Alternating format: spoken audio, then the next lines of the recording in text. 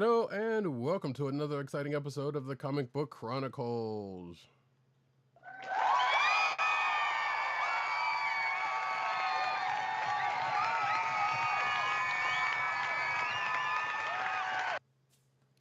I am your host, Roddycat, and you can find me at Roddycats on Twitter. You can find me at News Nerds Need on Twitter, and you can also find me at the CB Caps on Instagram.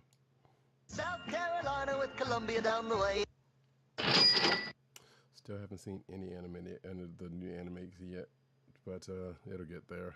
And that's the sound effect that you've heard comes from none other than our man in Brooklyn, where it snows. Well,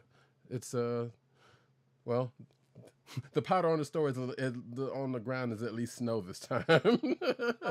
Oh, no. Agent _70. Hold on. What's up, everybody? Hold on. We got to honor that one. What's up, everybody? Hello, Brooklyn! I love that one. I love that. I need to listen to that song again. You got to pull up Paul's Boutique. I know, right? But yes, folks, we are back again. And shoot, I forgot to change something on the video, but that's fine. By the way, hello to all our folks out there on the YouTubes and the Twitches where we're recording live right now. That is youtube.com/theclicknation. That's TheKlickNation. Or twitch.tv/Comic Book Chronicles. But yeah, we're going to kick this off because we got a lot of news later on, and we wanted to get to some stuff such as last week's The Mandalorian. And as a matter of fact, I should have said this beforehand. I'm gonna let you kind of take the lead on the recap on this one, Agent 70. Why is that? Oh, for slight reasons that we mentioned before the show.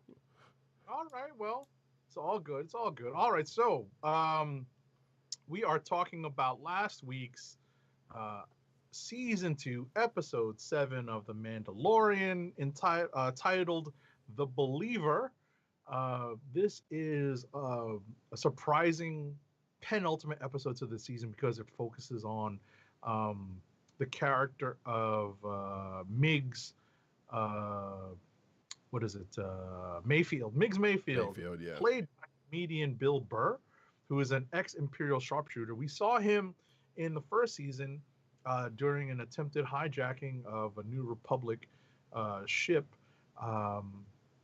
He's serving 50 years for being an accessory to the death of the New Republic officer in Chapter 6, The Prisoner, from Season 1.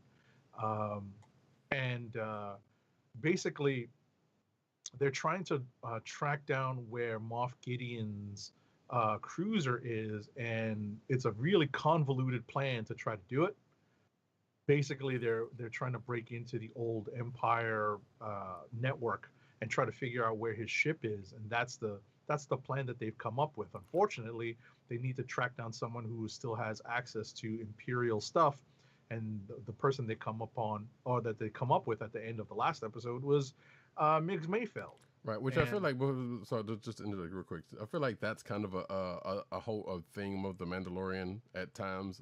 Like, oh, we need to do this, but first you either got to go and do this thing first and to get that information, and then go through a convoluted. And we even with the Ahsoka episode, like before that, before he even got that, he had to go to do this heist for Bo-Katan to get that kind of stuff, to get the information just to be able to do that, almost like side quests in MMOs or whatnot. RPGs also, yes, exactly.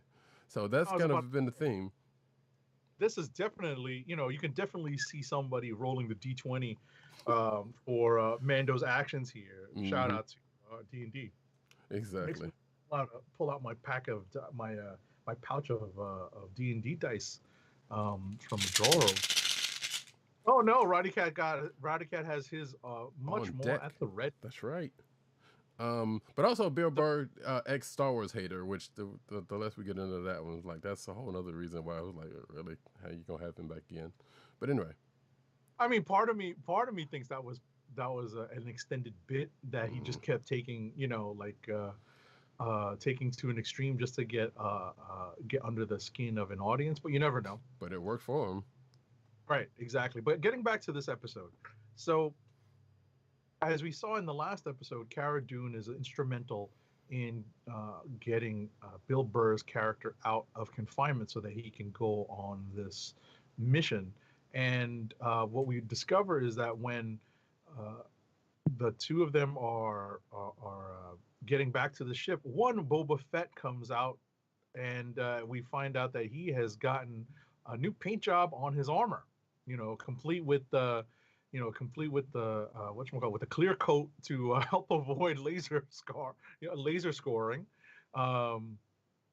It was jarring, to say the least, for me. I'd be like, wait a second, is that a different character? No, that's Boba Fett, because we have come up ever since his introduction, seeing Boba Fett's armor scored all over the place by laser fire. Right, and assuming how long that trip, that it took, or when, and actually, realistically, he probably could have started at not last episode, but somewhere in between the trips to Navarro to see, Cara Dune. Yeah, as a matter of fact, it could have been last episode. He could have been in the ship spray painting it even then. It was like, well, I got time to kill while he's talking, so, It's funny.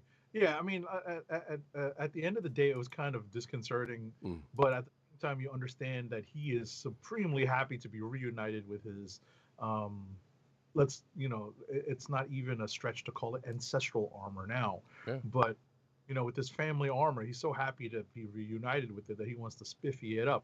But, he just had to break out the airbrush and knock out a couple of coats of paint. And honestly, and that's the other thing, I guess, real quick about his armor. Like, we have never been sure whether his armor is Beskar or not. I mean, because of the way it's painted. Obviously, you can paint that stuff, but that's not even here nor there. But also, you think about the figure market. Like, now you have, a new repaint for Boba now, and then you have, the one that was like the loose fitting one from last episode. Of course. Who said you needed to have a cartoon to sell toys? Exactly. You can have live action television shows do the same thing. Yep. So basically, as I mentioned, they have to recruit Bill Barr's character, and Cara Dune basically says they have the Imperials have the child, and that is enough convincing to get Migs Mayfeld onto the team. Once they figure out where they're going, they head to the closest Imperial terminal. The nearest one is on a secret Rhydonium mining facility on Morak. And the Rhydonium plays a part in the story. Rhydonium is apparently a very volatile element that is often used to fuel very large explosions. Which, if you've seen, played up in a couple of times in Rebels, Star Wars Rebels. I think probably maybe it might have come up a couple of times in Clone Wars, but definitely Rebels. Gotcha. So, as they figure out what to do, how to get into this base, to get to this terminal, they spot that there are these large, I guess, multi-track, Jeep / tank / like cargo trucks. Yeah, they're basically all-terrain vehicles. If people who know Mass Effect know the Mako is kind of like a larger one of those, or if you're of a certain vintage, the Power Tracks. Not Power Tracks. What was that one? You remember that one that we used to have the one that you could program back in the day? I think. Yeah, I'm not sure if those juggernauts come from anywhere. Regardless, though, I don't know where they come from. Yeah, I was about to say, just think of like a radio control vehicle with really big tires and a bunch of cars trailing it that hold all the cargo. So basically, this team figures out that they're going to have to jump in one of those to try to get into the mining base, and they figure that, well, since Boba Fett says his face might be a little too familiar. I've seen people talking about that. Clone Wars reference. Yeah. Oh, speaking of Clone Wars reference, it looks like that Juggernaut was in. I don't remember it being there, but Oh wow! And I think I just saw. Yeah, I think I did just see this because I think they were rolling around in them when around the time that before Ahsoka left, or around the time that Ahsoka left. All right. So so they basically have to figure out who's going to accompany Miggs Mayfeld, and it can't be Fennec and it can't be Cara Dune because they're both wanted by the Imperials. So Right. Everybody was basically saying not it. right. So basically, they spot the fact that all the drivers are wearing helmets. So Mando volunteers, and they have to hijack one of these. They're called A6 juggernauts, and they basically stop one, break in, knock out the drivers and the guard, and take their places by putting on the helmets and the cheapy suits of Imperial armor. It turns out that what's funny about this is that I thought that what happened next was oh my god, I can't believe his name just escaped me, but it might come to me as I describe what's happening. It turns out that pirates are on their tail. I don't know if they're rebels of that represent the people who live on this planet, or if they're just pirates who are looking to steal the Rhydonium. I assumed that they were native. Yeah. Oh, you assumed that they were native? Yeah. Because remember when they were going through that one little town, it was like, yeah, Imperial Republic, these people don't care about any of us. So I assumed, and because of what they were doing, what you were about to get into, I assumed that they were right, is mining the Rhydonium and transporting it back to the facility for transport. And I figured, I honestly thought they were pirates in the vein of oh my god, I can't believe his name is escaping me. You're talking about Hondo Naka. Hondo Naka. Yeah. I swear to God, I was looking so closely at them. I was like, are those Weequays? Is that Hondo's people? Yeah, no, they weren't. Because they would have been a little bit more noticeable, and they would have actually stolen the Rhydonium instead of blowing it up. Right. So I really got a kick. I honestly had an idea that that might be Hondo's crew. But I thought that for a second too. It was like, wait, they were coming along. It was like, wait, is that? No, that's not. Because when they started doing close ups, it was like, no, okay. But also those juggernauts were in Revenge of the Sith. Apparently, that's where they first came from. All right. Yeah. Anyway.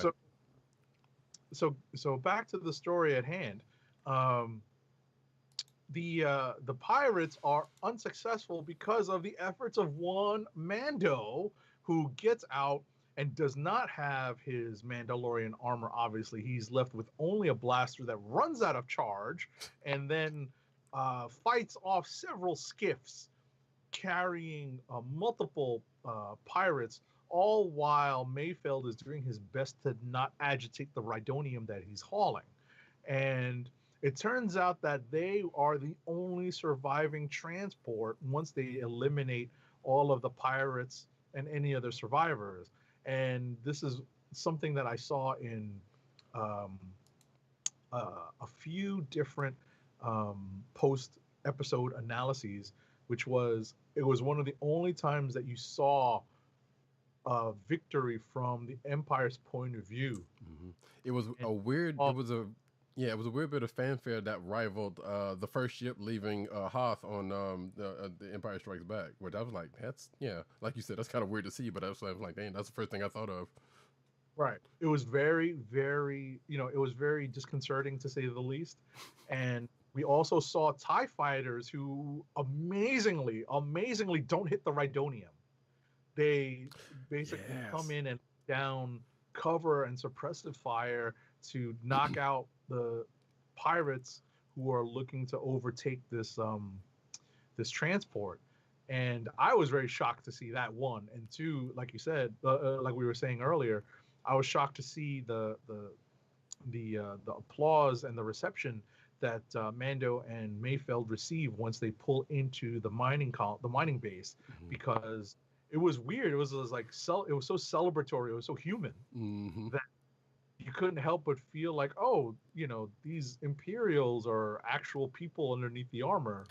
Right, and people that actually are there, potentially there for because they actually like the Empire, not like the Empire, but they actually support what the Empire is doing. There are people like They that. sympathize exactly that they are sympathetic to the cause of the Empire. So once Mando and Mayfeld are inside, they are again treated as heroes by the Imperial troops, and when they get to the area, I guess it's the officers' mess Mm-hmm. that where Mayfeld sees the terminal that he needs to access. Talk about needing a droid, right? Um, this would have been a great time for them to have a droid, Mm-hmm. but they need So Mayfeld to access this terminal. right, so before you go into that part, there's a little bit of setup before that, because uh, so Bill Burr's character Mayfield was in the carrier once they took it over. Took his helmet off because obviously you got to get the cynical part is like, hey, you got to get a screen time in. So he took his helmet off and was talking to the Mando, about about taking his off because it's like it's real warm and then being real chatty as that character is want to do is blah blah blah blah. But he kept the helmet off when they get to this point.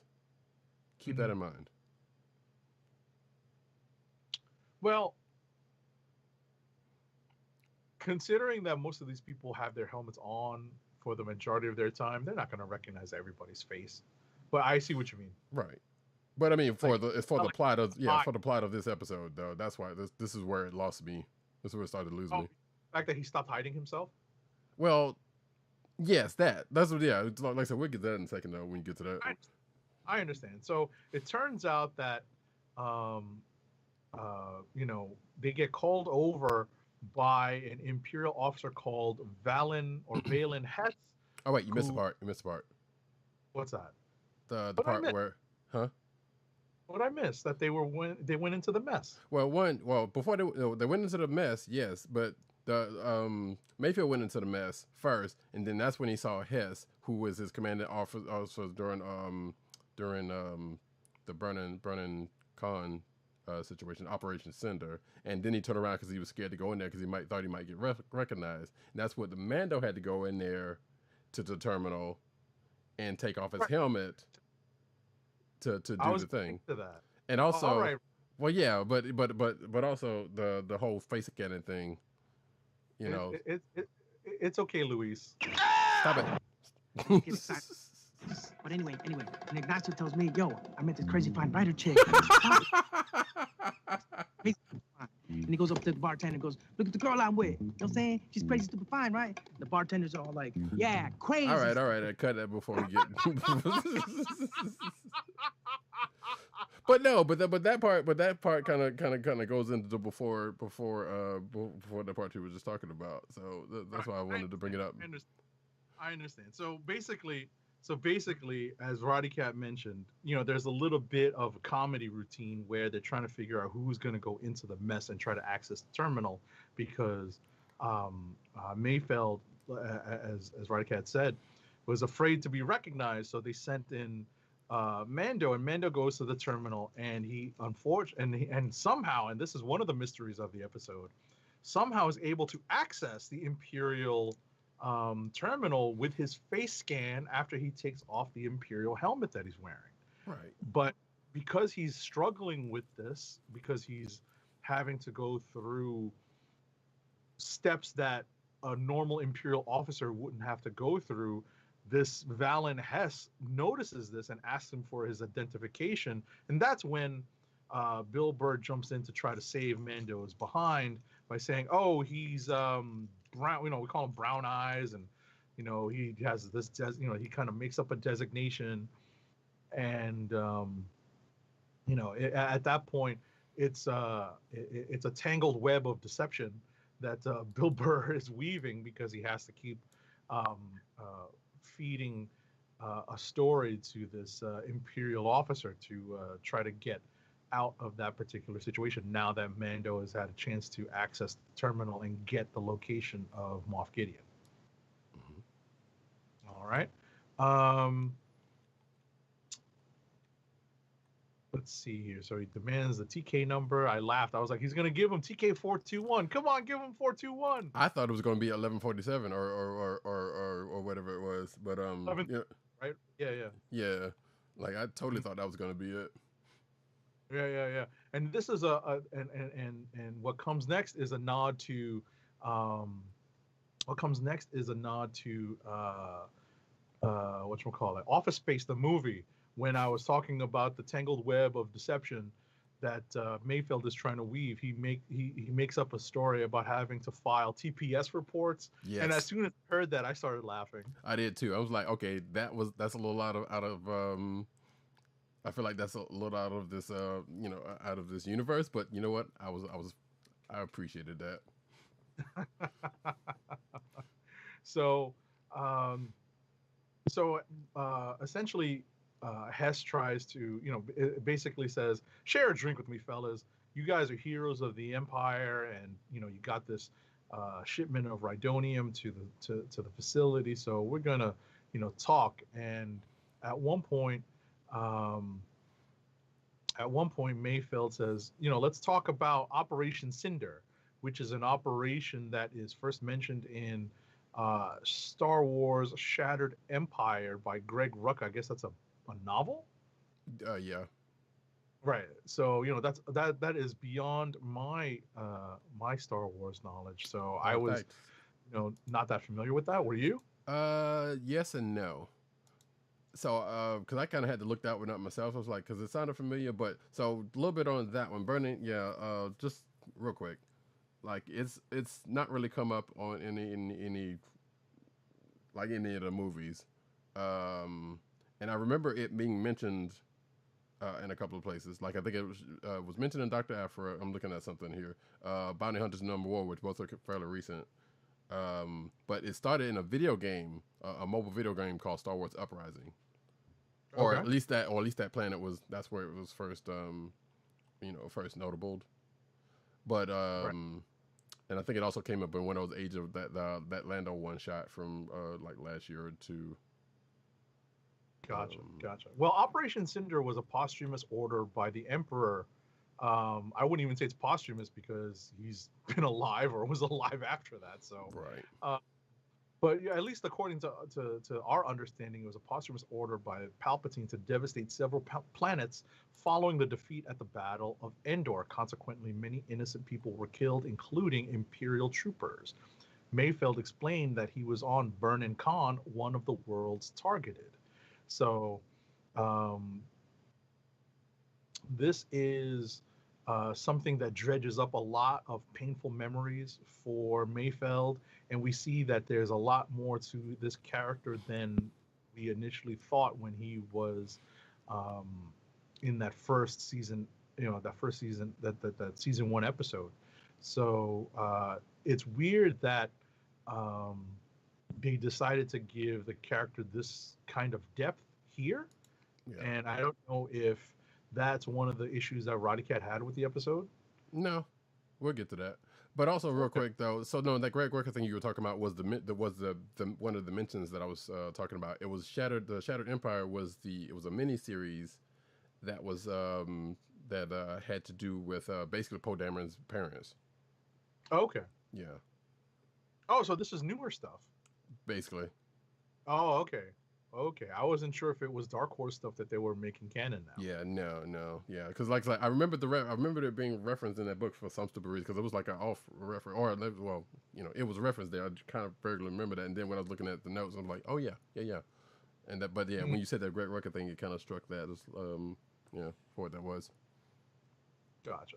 So as they're reminiscing, Hess is definitely having flashbacks to this operation, and he basically says, we lost a lot of good people that day, but we were, working in service and to further the interests of the Empire.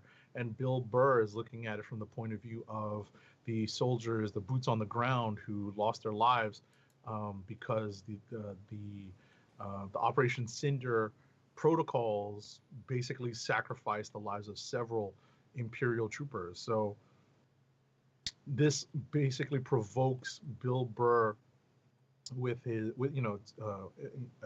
suffering from a form of PTSD. And as Hess is trying to justify by saying they were all heroes of the Empire, Mayfeld gets up and blasts Hess away. And at that point, they have to make their escape, and they have to get out of there as fast as possible. And Mando has to put his helmet back on, to basically follow the way again. Yeah, they basically had to fight their way out. Mm-hmm. So, with some backup, which we forgot to mention about, but yeah. Right. So their extraction team is on. Their extraction procedure is on the way, and Slave One is coming in. They also have sniper. They also have sniper cover from Cara Dune and Fennec Shand. From the high ground. I love making jokes about the high ground now, thanks to binge mode. Right. But, which was actually kind of cool. That part was actually kind of cool too. Oh, that they were actually covering them. That there was actual suppressing fire. Right. So essentially, Slave One flies. Comes in fast and low while Shan and Dune are laying down cover fire. So not just cover fire. They were just shooting, just gunning down folks. Right. They make their way off of the mining the mining facility, and Mayfeld asks for one of the weapons, and he turns around and blows up the Rhydonium shipment that they had just brought in, and that causes the entire facility to blow up. We also get 2 TIE fighters coming in for, these are the same TIE fighters that had provided Mayfeld and Mando with air support, and Boba Fett takes them out with apparently seismic charges. Yes. We first saw in Attack of the Clones. Mm-hmm. Yep. When Obi-Wan, I believe, matter of fact, yes, I believe he used them against Obi-Wan when he was chasing through the asteroids or something like that, if I'm not mistaken. Okay. So ultimately, they get away, and in one it was final Django scene, at the time, but regardless, still, right. In one final scene with Bill Burr's character, excuse me, they make up a story that Mayfeld was killed in action on this mission, so he won't be, excuse me, returned to the prison colony. Essentially giving Mayfeld license to beat it, while the rest of them go off on their mission to look for Moff Gideon. And the last of the episode sets up the next and final episode of the season, which is a holo video communication, Star Wars FaceTime, we'll call it. A Star Wars FaceTime or Star Wars Zoom call between Mando and Moff Gideon, where Mando says, lays down the gauntlet and says, "You have something I want. You may think you have some idea of what you are in possession of, but you do not. Soon he will be back with me. He means more to me than you will ever know." And that basically sets up the season finale, which, if you're watching us live, is going to be on later tomorrow. Mm-hmm. And yeah, Mando basically says, "Murdoch, I'm coming for you." if you remember your Rambo. That's funny. But yeah, so that was pretty much that in a nutshell. And the reason why I had and I'm not going to belabor this too much because like I said before the show, I'm not going to go too far into this. I wanted him to get that all the way so I could tell my problem, if you haven't already noticed it, of this episode. Well, one, okay, it was written and directed by Rick Famikua. I think it was his name. I can't remember. Famuyiwa, excuse me. Yeah, I always mess up his name. Regardless, it was directed well. I was about to say, hold on, Luis. Stop it. I know you're excited. I was just going to say Famuyiwa, who I always mistake as Japanese, but he is not. He is not, no. But which he does some good stuff. So it was, directed well. So that was the problem with this. The writing, or let's say some of the plot, whatever. Everything before the mess hall stuff and after the mess hall stuff, great. It was the mess hall stuff that really messed me up. Because it's like, because it didn't make any kind of sense. Like I said, okay, yeah, Bill Burr had to get his FaceTime in without the thing. But again, like some of that stuff could have been avoided, or could have been going about the other way. I'm not a writer per se, but it is what it is. Like that whole, like, and even if he was worried about the Hess recognizing him, he had already seen him already. Common sense would have been like going without the helmet either way, but then obviously they wouldn't have known that was going to happen. And they wouldn't have known anything until they got to the, if he was going to know anything until he got to the terminal. And even then that could have gone a couple of different ways than it actually did. And then him, his character going from being scared to go in there to be like, all right, you know what? I lost a lot of people. I'm just going to shoot you dead. Like that was just a weird quick turn. But outside of that, yeah, everything else is like their escape through the thing. Him even making that shot was actually pretty good. It was like that part, and Mando having to take off his helmet to do the thing, which again, if it needs to be face scanned, he wasn't an Imperial, so how would that even have worked? Well, that's the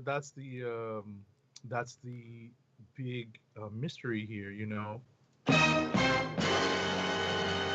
And now his face is scanned in the Imperial system anyway, which actually is kind of funny because Ming-Na Wen recently tweeted about some face scanning technology. She basically was like, yeah, this is why, because deep faking is a thing that's going around. And she was like, yeah, this is a reason why I don't use face scanning apps on my phone or something like that, or a reason not to, rather. Right. So, but yeah, so that whole part was the reason I was like, I'm like, this didn't make any kind of sense to me. That was so unnecessary to do. But I imagine that there's a reason why they did that. That's going forward, because even at the end of it, it's like Bill Burr's character was like, I didn't see you. I didn't even see your face. But that's gonna come up again. Of course. So I thought it was I thought it was an okay episode. It wasn't definitely not amongst my favorite episodes. Right. But we'll see where this season ends, because we've got one more episode and that's it. Mm-hmm. So that being the case, yeah, that's it for Mando talk for right now. Obviously, we got some news later on. Probably may not have to do with this particular episode, but with some stuff. I do like the way how Mando handled himself on the Juggernaut too. It's like he didn't, because it felt like at first it was like, oh, I forgot I don't have my armor. Right. He doesn't have all of the tricks of the trade, so he was basically left with a blaster and just hand to hand. Right. Which his skills are formidable without all of that. So as we saw here, so that was a cool thing to see. Definitely. All right, folks, we are going to go into the comic books of the week. Starting off with, sorry. No, I totally forgot you were going to do that. With Taskmaster number 2. An unlikely choice to lead off our comic book reviews. Mm-hmm. But we come across unlikely choices all the time, and sometimes we gotta talk about them. Definitely, but there's a reason why I think this is an appealing book this week. It's written by Jed MacKay, who we are fans of. Oh yeah. The art is by Alessandro Vitti, and the colors are by Guru EFX. And surprise, this is a potential click of the week for me. And me. And someone else. Right. So without going too deep into the story, and I know PC&_Dirt may have something to say about this book, but I wanted to just mention in a kind of a brief overview of where this series seems to be going, is that it plays Taskmaster just right as a mostly competent supervillain that is just stupid enough to prevent him from succeeding more than like 30 or 40% of the time. He can get his way out of a fight, but he's just not smart enough succeed at like a grander scheme. So I wouldn't necessarily say that. Like, obviously, the way he's been written against, the heroes that he goes against, that seems to be the case. Like, he's a very capable dude, especially with all the tricks of his trade, which is, his photographic memory and, his ability to mimic other people's moves and stuff. That makes him quite formidable and has been in the past. But, just like a lot of other villains, a lot of classic villains, he's been kind of neutered in, say, in modern history. But at times like this, where he's still shown to be pretty effective, at what he does. Yeah, exactly. Like, he's a competent villain, Right. but he just has more than a few fatal flaws. Like how some villains who are, just are almost unstoppable except for that fatal flaw. Taskmaster seems to have a couple of them. But right. but even at that point, though, you can also see he's willing to go a good bit to get the thing done, even with what we find out is the reason why he let a couple of things happen in this issue. Right. So ultimately, but without going too deep into the plot, and maybe Rodicat will detail that, we actually see a little bit of the Squadron Supreme and Hyperion in this issue. Mm-hmm. And he actually makes a really great guest appearance in the book. Yeah, and I'm not gonna go into it too much, but basically, so if you hadn't heard us talking about this the last time this book, when the first issue of this book came out, so Taskmaster is framed by somebody for the death of Maria Hill, which that part is pretty much the crux to getting into this, and not necessarily the main thing. He also has one Black Widow on his tail, but that doesn't come in until that was part of the first book and comes in at the end of this book, so I'm assuming she's going to become a little bit more of a part of this. But anyway, Nick Fury Jr.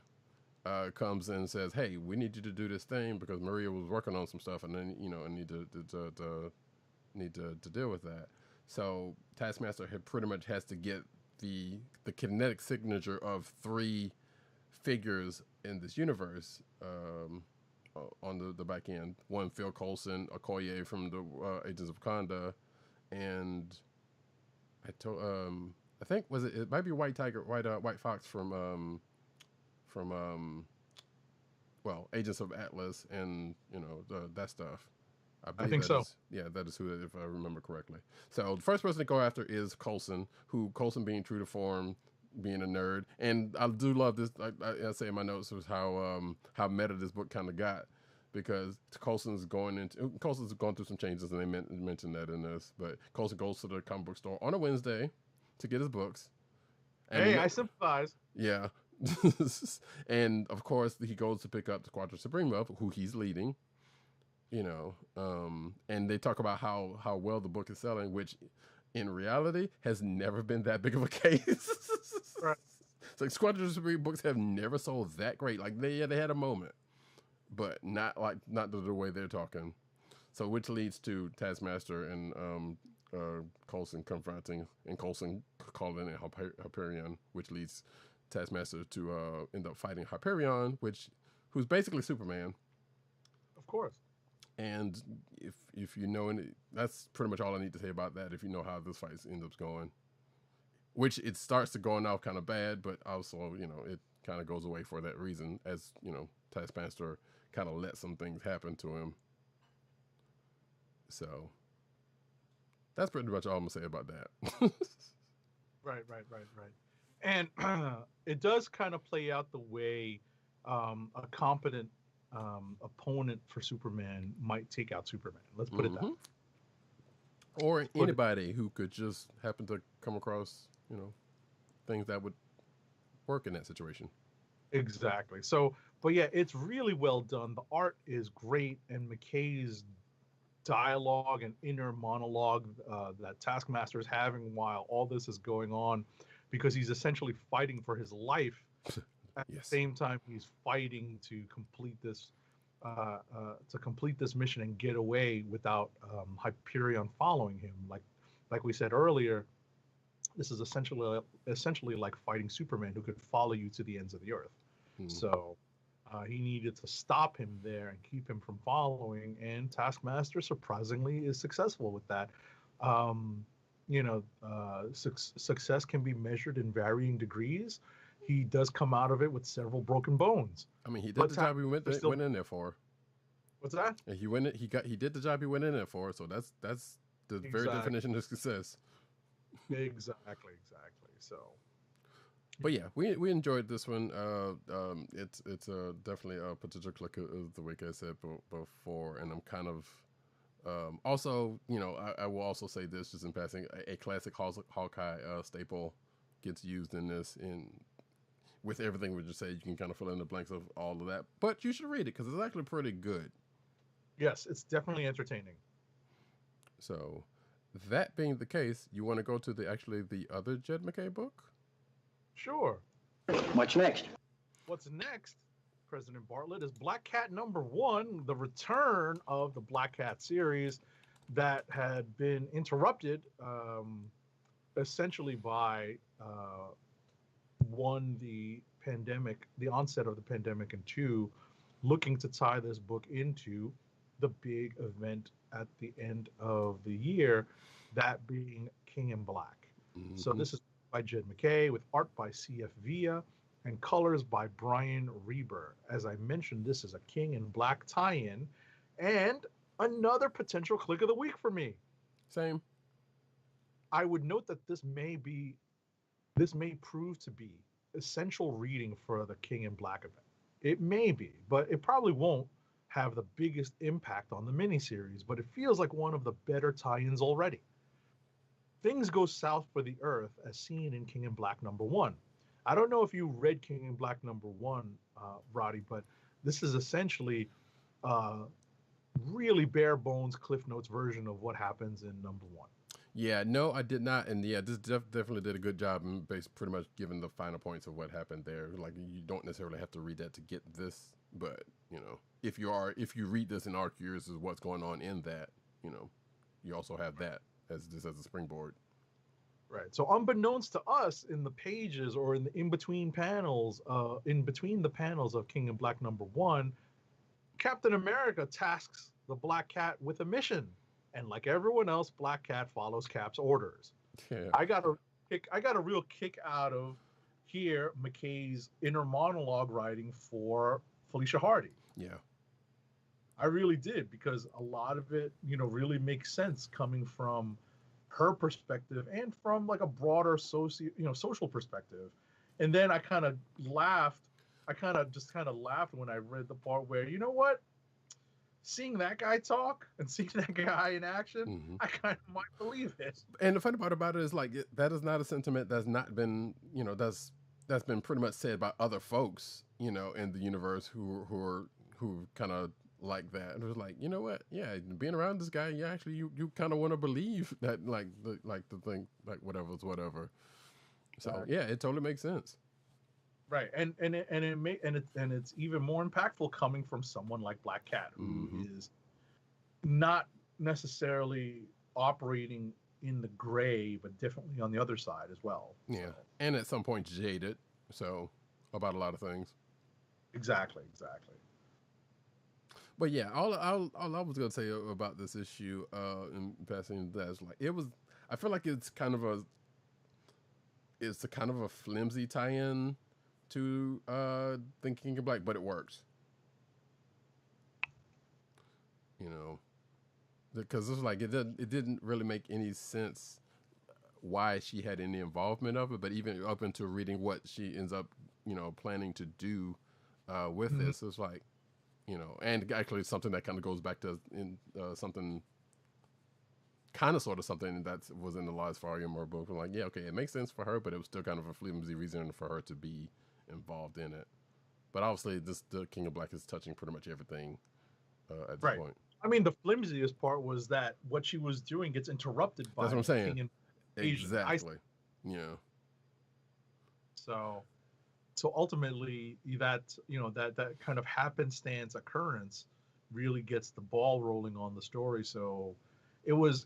I found that amusing. I was kind of like, you know what? It's definitely a little bit of Spider-Man rubbing off on the Black Cat, Mm-hmm. even her poking her nose into that business. even with the as the old saying goes, curiosity killing the cat. But And even her henchmen, her teammates, on the, I forget their names, the supporting characters that give Felicia Hardy a lot of support, both technology wise and actual hands and muscle. boots on the ground support. Yeah. They're like, why are you getting involved in this? This is not your thing. We need to get away. But Right. Black Cat, gets involved, and here we go. Pretty much. But even outside of that, yeah, like I said, it's a good read. Like I said, we're fans of Black Cat around here, especially this volume. Well, not this volume because it's just starting, but we'll see where this goes. The last volume and Jed McKay's workings and crew's working on this. Right. Yeah, exactly. Considering that it's the same creative team, and our hope is that they're able to get back to the story that they had been working on before that previous volume ended, because it was proving to be entertaining, and it did look like it was going somewhere. Right. So, we understand why they relaunched it as a #1. It could have just gone on hiatus, to be honest. Or they could have just not tied it to King in Black. There's been times where Vince just like missed some books, but stuff's still kind of going on, and then maybe reference it later. Right, but sometimes they don't have a choice. Sometimes creators don't have a choice in that matter. It's often editorial decision from up high, that every book is going to either be touched by or have a one shot. And there is one such one shot that is out this week. I am actually personally glad that, despite the fact that I'm a fan of the book that it spun out of, I'm glad I put it into my physical poll. I had it there until maybe like 3 weeks ago, and I opted to pull it out, to take it off. But do you want to talk about that now, or? No, we don't have to. There's other more important books that we can talk about. Okay. How about, did you read Fantastic Four #27? I certainly did. I am happy to report that this was not tied into King in Black. Speaking of, but I got a feeling it's going to get there. Oh, it will eventually.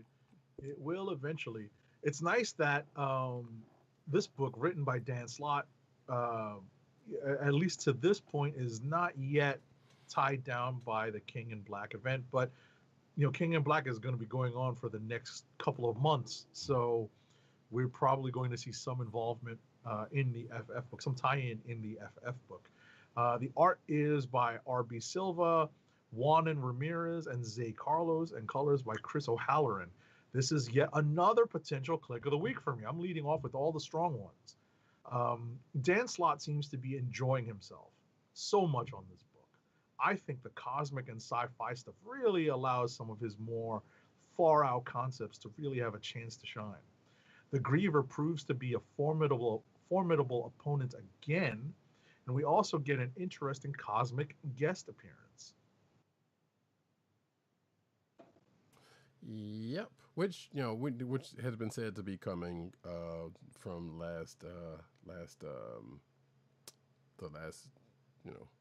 this person was coming basically. So I actually kind of surprised that this person showed up. Are you talking about the villain, or are we talking about the other person? The other person. Okay. The interesting cosmic guest appearance. Yes. It is Dan Slott writing this book, remember? Exactly. Yeah, and pretty much catches this character without saying who it is. Which actually, aren't they on the cover? No, I don't think so. But yeah, pretty much catches this up with the brother, and actually, I kind of want to go into it, but I don't want to because I feel like people should read this. But the way they contact this person had me thinking, like, how, like, what, how, and like, when did this happen? Like, I knew that happened, but I didn't remember, like, when did she get, the thing that caused this to happen, to for them to contact her on this. And maybe it's because I didn't, probably don't remember reading that in full. Right. Ever since it happened, because obviously that was a while ago. Right. So actually, he is on the cover. Okay. On the cover, he is on the cover because, there's a couple things that we just need to fill in the blanks on. One of them is that the Forever Gate is still, causing problems. There's still aliens coming through, essentially refugees, and they're pouring through the Forever Gate. And while the FF are trying to figure out where to put all these people who are being chased by the Griever.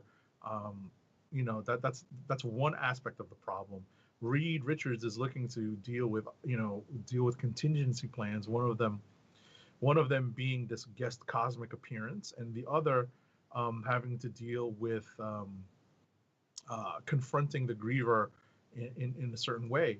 One of the things that he uses is something that comes right out of Empire, which is a Fantastic Four themed Iron Man suit that he modifies to give to Franklin, who at this point in the story has been completely depowered, and that is actually a story plot point that is used to move parts of the story along concerning the Griever in this larger narrative. Yeah, I thought that was cool. I also thought he was going to actually keep that suit. That's a slight spoiler, but it's kind of a side note that I feel like probably might end up coming back at some point. I don't know. About to say the chances are that that's not out of the realm of possibility, because what I would say, without spoiling what happens, is that the reason why it could have been lost to him, as well as their other personal possessions, why all that stuff could have been lost to them, is if their plan had actually worked. But since their plan didn't work, all they have to do is undo that particular plan, and all of their access to all of their belongings would probably return. I could be wrong, but I think that's the case. Yeah, I was about to say, unless whatever happens to that allowed what ends up happening at the end to happen, that just kills all of that. So I'm not. I thought about that too, like it's possible, but I'm not sure, because some of that seemed like until next issue. Right, we won't know until next issue or at the end of this story what exactly are the ramifications of their plan failing. Right. Because my understanding of the idea was that they were going to be imprisoning the Griever, but they were unsuccessful at that. So since they aren't prevented, in a sense, from reopening that particular structure, they can just reopen it, and everything that they thought would be lost because they were trapping the Griever in it would still be there. Yeah, like I said, we will see. But I feel like this is basically their way of saying, no, we're not doing this anymore. So now they are without two homes. Yep, pretty much. So, do you have a book that you want to speak on? You know what? Mortal Hulk 41, actually, because this is a potential click of the week for me. That is also for me. Mm-hmm. It's written by Al Ewing with art by Joe Bennett and inks by Rui Jose and Belardino Bravo and colors by Paul Mounts. Mm-hmm. It's Ben Grimm versus the Hulk in a rematch, basically, of the latest tussle from Ben and Alicia's honeymoon. But I was about to say, you can take it from here. Well, yeah, the only thing I was gonna add to that is, like, yeah, it is that, but in this case, Ben's now the one with the upper hand, because the Hulk is pretty much a shell of the version that that fought him during that, which was not that long ago, by the way. So, but yeah, there's basically, yeah, it's their rematch, and I do like how the fight gets resolved at a certain point, the way it got resolved, because we know it's not Banner in control of this Hulk form because of what's going on, and then they have this nice little powwow over in hot dog. Right. I was disappointed that it wasn't a Nathan's hot dog. It was some random hot dog. And I was like, wait, this is supposed to be Coney Island. It's supposed to be Nathan's. Right. But yeah, as Radicat mentioned, Joe Fixit and Ben come to an understanding. Mm-hmm. This is really a very different Immortal Hulk tale until the last page. Right, which also Ewing kind of fills in some FF stuff in a way. And I saw somebody kind of mention this, which I don't know, the way they mentioned it was like, I would kind of like to see how this goes, but also I'm like, nah, Slott's doing pretty good on his book, so don't take it away from him that easily. I mean, that quickly. Because basically somebody was like, yeah, after Immortal Hulk finishes, give Al Ewing the book. I'm like, Slott's still writing it. I think he's going to be writing it for a minute. Right. And I think he's really excelling at it. Yes. So I think he's really excelling at FF. right. And there's some in the during Joe's and Ben's talk, you know, there's some, like I said, there's some FF stuff that gets brought up, and even some past stuff with Ben, which I kind of had nearly forgotten about, honestly. And of course, as the Immortal Hulk has done, you know, some religious imagery kind of plays into this, you know, which is aside from Ben, you don't necessarily see all the time, but it does come up. Right. And also, I was the art for Ben was kind of almost classic, because they even had him with the rocky eyebrows and stuff. I don't know if you noticed that. I mean, I definitely noticed that. I noticed Joe Bennett's take on his rocky exterior. So, it's an older way of depicting the eyebrows. Let's put it that way. Yeah. Yep. So, it's kind of like a classic way of depicting them. Right. So, like I kind of enjoyed that part. I was like, oh, that was a nice little touch going on there. Because at first I was like, what's going on with? Oh, okay, I see what's going on here. But yeah, I enjoyed this issue a whole lot. Despite, you know, like I said, it started off with a round 2, but then just ended up with them just powwowing, but it still ended up being good. Now there was a little side stuff going on with the Doctor, whose name is escaping me at the moment, at the beginning and near the end. Talk about the Hulk needing friends and wanting to help out, even though she was kind of you know, in hiding and could have just gone away. Huh? She's on the run. Yeah. So there was a little bit between that, which obviously you know that's going to come back up at some point. This is Al Ewing after all.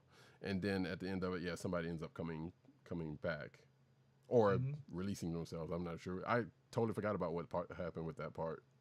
Right. We'll see where that, you know, we'll see how that develops in the next issue. I want to mention that, you know, time is, you know, a concept that I at least have continually failed to grasp as the pandemic has worn on. Yeah. And it's something that we've kind of talked about in an abstract sense, that this Immortal Hulk run is coming to an end, and it felt far away when this book was in the issue number 30 something, but now that we're at issue 41 heading into issue 42, it feels a lot closer. So we will see where this run goes, and we are in the home stretch of the Immortal Hulk run. Yep. I've said it before, and I will say it right now. I will be sad to see this go. Absolutely. We've been on it since day one, so. Yeah, exactly. One of the few books we can say that we have done that with the exception of probably that Vision miniseries, but you know, that didn't go as long as this one did. I mean, there's a couple of things that we've done that with, things like Hickman's Avengers. Well, yeah. You know, there's a couple of things, but you Secret know, it's Wars. Notable. What I was gonna say? Secret Wars. Yeah. What I was gonna say is it's really notable that it didn't start off with the kind of fanfare that a Hickman Avengers run would start with, or Hoxpox, let's say. Yeah. But something like this that started out with some attention, really, you know, and had the book really, you know, blossom and really work to get its attention. It's good. It makes a reviewer and a reader feel good that we've been on it since day one. So absolutely. All right, President Bartlett. What's next? How about we do maybe one other book before we get to rapid Well, it fire? was pretty good. Well, it wasn't bad. We'll do maybe one more book before we get to rapid fire. Sure, we could do that. I was about to say we just go right on into rapid, but yeah, if you got what other we want to pull out, go for it. I was about to say, if you want to, we can do rapid fire too, because I think we have a few books in common, so maybe rapid fire might be better. Yeah. All right. Spinning it up now.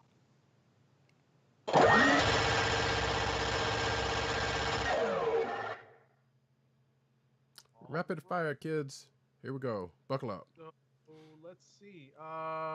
Here's a book I don't think you read, Batman number 105. That is correct. Written by James Tynion IV, with art by Carlo Pagulayan, Danny Mickey, Alvaro Martinez, and Christian Duce, or Ducci. Colors by David Barron. That was not how I expected the Ghostmaker story arc to conclude. I won't spoil it, but it does involve a new counterpoint to Batman's point of view. Everybody needs somebody to take another side of the argument. Next up is Captain America number 26, written by Ta-Nehisi Coates, with art by Leonard Kirk, colors by Matt Miller. This is part 7 of the All Die Young storyline. The rescue mission in Madripoor takes several twists and turns for Cap's team. The cover does not quite spoil what happens in the book, but we do get the return of the Red Hulk, thus exonerating Cap of his murder, or at least the murder of Thaddeus Thunderbolt Ross. It is implied that he too is immortal. The story is effectively told via both dialogue and thoughtful narration from Cap's perspective, and a little from Black Widow's perspective. We also find out exactly how Peggy Carter, spoiler alert, is back among the living. Next up so is... going to the Red Hulk thing, like going back to the Immortal Hulk, actually, I'm like, yeah, I'm kind of, we've said this before, kind of surprised that we have not seen Red Hulk in the pages of Immortal Hulk at this point. So for him to show up here is kind of interesting and possibly maybe set that up. Because, I mean, again, right. You know. I think you're correct. I think you're correct because I want to say that I've seen it either in solicitations or something noted from Al Ewing that the Red Hulk is going to pop up in the stretch run of Immortal Hulk. Yeah, because that'd be crazy if he didn't. Right. So I believe you read Iron Man number 4. I did. It's written by Christopher Cantwell with art by Cafu and colors by Frank Darmada. This issue answers a few questions about what Korvac is doing in this android body built by the Enclave, as well as what his plans may ultimately be. I appreciated this issue for just that because I think it settled a couple of disagreements that we had over what Korvac was doing in this and the nature of his existence and appearance in this book. You know, it did take 4 issues, but we finally got it. So now we can understand exactly how Korvac, who we understood to be this, sentient computer program kind of thing. You know, even though he was originally a man from the future, right? And mix that together with the original people who put together the body of Adam Warlock, the Enclave, and what do you get? You know, the return of Korvac, and we get, it's a little bit of exposition, but it helped me, kind of settle that in my mind, and it felt like I could, with that understanding, move forward. Yep, that is true. Yeah, and there's not much else I can say about that, or I need to say about that, except for the fact that, we did definitely confirm the Korvac thing that we've been talking about, and Patsy apparently got a little gift from Korvac at the end of last episode with everything that happened. Again, this Iron Man run actually so far has been pretty good. You should probably check it out. I agree. Yeah, using Rhodey as bait, I'm like, really? But also seeing Rhodey kind of hold out, because people might know how I feel about, especially coming out of Civil War II, about Rhodey being used, the way Rhodey being used. But that also, part. What's that? Go ahead. No, I was just gonna say finish your thought, and then I'll say what I had to say. I was about to say that part kind of rubbed me a little wrong, but at the same time, seeing him kind of hold out against what he was, what he was in was pretty good, and the fact that another thing that happens in the course of this issue that I wasn't too crazy about, but I guess I kind of figured they were going to do, and that was like the whole thing with Patsy and Tony. Right, that's what I was going to mention. I was like, really, we had to take a break for that? Really? Exactly. I was like, your buddy Rhodey is in the clutches of Korvac and a bunch of your rogues gallery, and this is what you got time. All right, Yeah, and it's like, and I thought like, I think I probably projected this more than the book did. It was like, okay, they may have given a reason for that, but no, they really didn't. Because I guess I had assumed it had something to do with the gift, the quote unquote gift that she received from Korvac, but that was not necessarily the case. But apparently, yeah, Korvac has a bigger plan to go visit the home of a big entity. That I didn't expect that it was going to happen in the course of an Iron Man book, but here we are. Mm-hmm. But yeah, that's All right. pretty much that. Next up is Magnificent Miss Marvel number 17. It's written by Saladin Ahmed, with art by Minkyu Jung and colors by the always coloring on Magnificent Miss Marvel and Miss Marvel in general, Ian Herring. Dum Dum Dugan and Kamala Khan come to a real truce, while the friend who betrayed Miss Marvel to Cradle just won't be convinced that Kamala is right. Up next, Storm Ranger returns. Spoiler alert. Yeah, actually, I wasn't going to spoil that, but yeah, might as well go ahead and because it's her 75th issue coming up next episode, so we knew this was an issue, coming up in the next issue, but we knew this was coming. But yeah, I totally forgot about the person I didn't remember when they named this person the name that they gave him, the person that Miss Marvel and Dum Dum end up teaming up against, or not. The person that, because that's Discord. Discord is her old friend, but who they end up going up against, going to investigate this, I should say. Mm-hmm. So that the main villain that they named, I was like, I don't remember them giving that name, but it's kind of a stupid name, but it also fits. Exactly, it fits. Yeah, it's appropriate.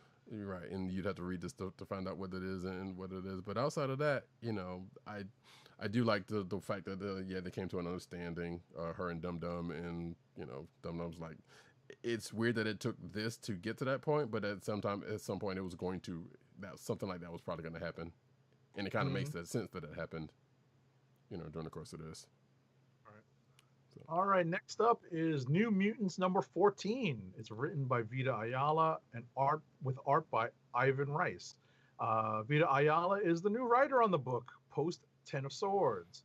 There is an interesting concept to start this book with. We know that until very recently, the X-Men team name was not used on Krakoa because of the history tied to the name, and to try to avoid problems with the quote-unquote former X-villains who also live on Krakoa now. Pretty sure they also did not want to restart the Xavier School or even the Jean Grey School for similar reasons. In this case, the former students are looking to become the teachers. The Shadow King seems to be plotting his own scheme. So what did I say about the quote-unquote former X-villains? Right. And for my notes, I pretty much say, look, I legit don't remember what involvement, if any, the New Mutants had in X of Swords outside of Cypher and everybody coming in at the end, the big battle at the end. Because I don't remember. Oh, Magic was a big player. I know that, but I'm saying, well, yeah, that too. But I mean, but even in, well, yeah, her involvement and Cypher's involvement. But I'm just saying, like the rest of them as a whole. Like, right. I don't even remember them having. I know they had a book in it, but I don't remember what happened in that issue or issue. Well, if it probably was an issue just like X Factor or whatever it was. I think that issue was the one where Magic was putting Cypher through the paces. Oh yeah. Okay. Yeah. So it wasn't actually right. So it wasn't actually anything in Otherworld or nothing like that. But right. yeah, I mean, like you said, it didn't involve the rest of the younger generations of mutants that are on Krakoa. So, right. they've essentially been spectators in their own book for a while. Mm-hmm. But outside, it's nice that, I was about to say it's nice that Vita Ayala is kind of giving this twist on an old theme, a new run. Giving, hopefully she gets some legs. They give her some time to let this concept stretch. Yeah, I like what they're doing with this so far, and everything they've written, has been pretty good during this whole thing. So I'm looking forward to that. But yeah, and there's also the underlying other thing that was going on with Danny and Shan dealing with something that happened before Ten of Swords happened, like that Shan's been kind of dealing with. So that was the kind of thing that started off the book. Which is also kind of weird because it's like I say in my notes that Danny's trying to help Shan, but and I was wondering where her family was, but also Iana being Iana and being kind of nosy and just don't really care, all that kind of stuff, and the fact that Danny was calling Iana by her, by her handle and not by her, her actual name when they're not in combat was kind of weird, because that happened a couple times in this book. I'm like, that seems kind of strange with a couple of characters. Oh yeah, and that whole Madeline Pryor and not bringing certain people back gets bring up in this book, and I was wondering if that was ever when that was ever gonna be addressed in any of the other books, and it happens here. So that part was actually pretty cool to see, and the part about of course Warlock's playing second fiddle now that he's not that Doug's married, and he's got his bae. Right. Nice to see Warlock on his own. Exactly, and the whole training sequence was actually pretty cool with the students part also. But when they were kind of doing the 3-on-3 like video game style matchup panels, I really love the art and some of the art picks in this issue. So it's a potential click of the week for me. I laughed. I was just like, oh, there's Scout, the former honey badger. That's what she's in that younger generation of mutants that needs to get training. Yeah, indeed. So the clone of Laura Kinney. So yeah, I totally forgot that was her. And that was her name that she changed her name to. I did too. I needed a little bit of refreshing. So yeah. Last but not least is X-Force number 15. Did you read this? Yes. This was a tough read because Benjamin Percy is definitely playing into the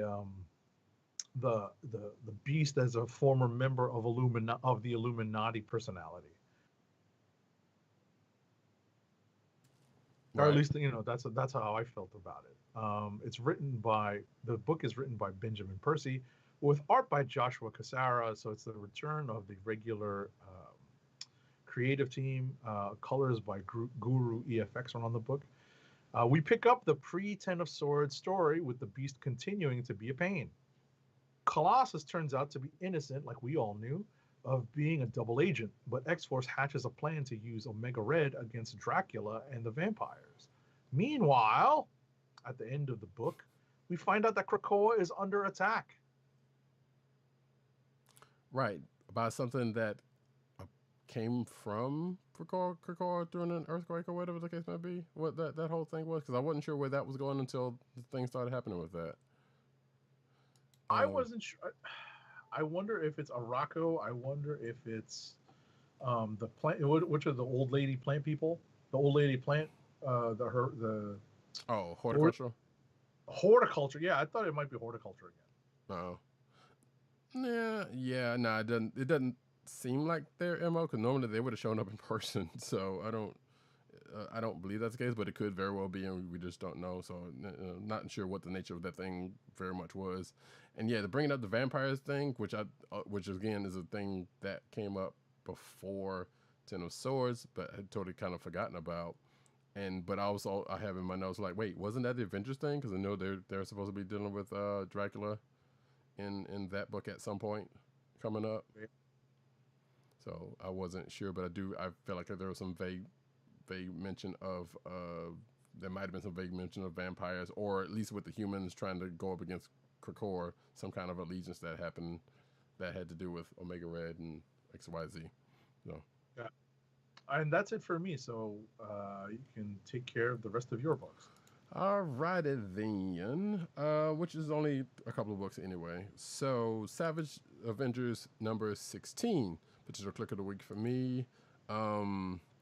Magic's team does what they do best with a quick trip to Limbo in between.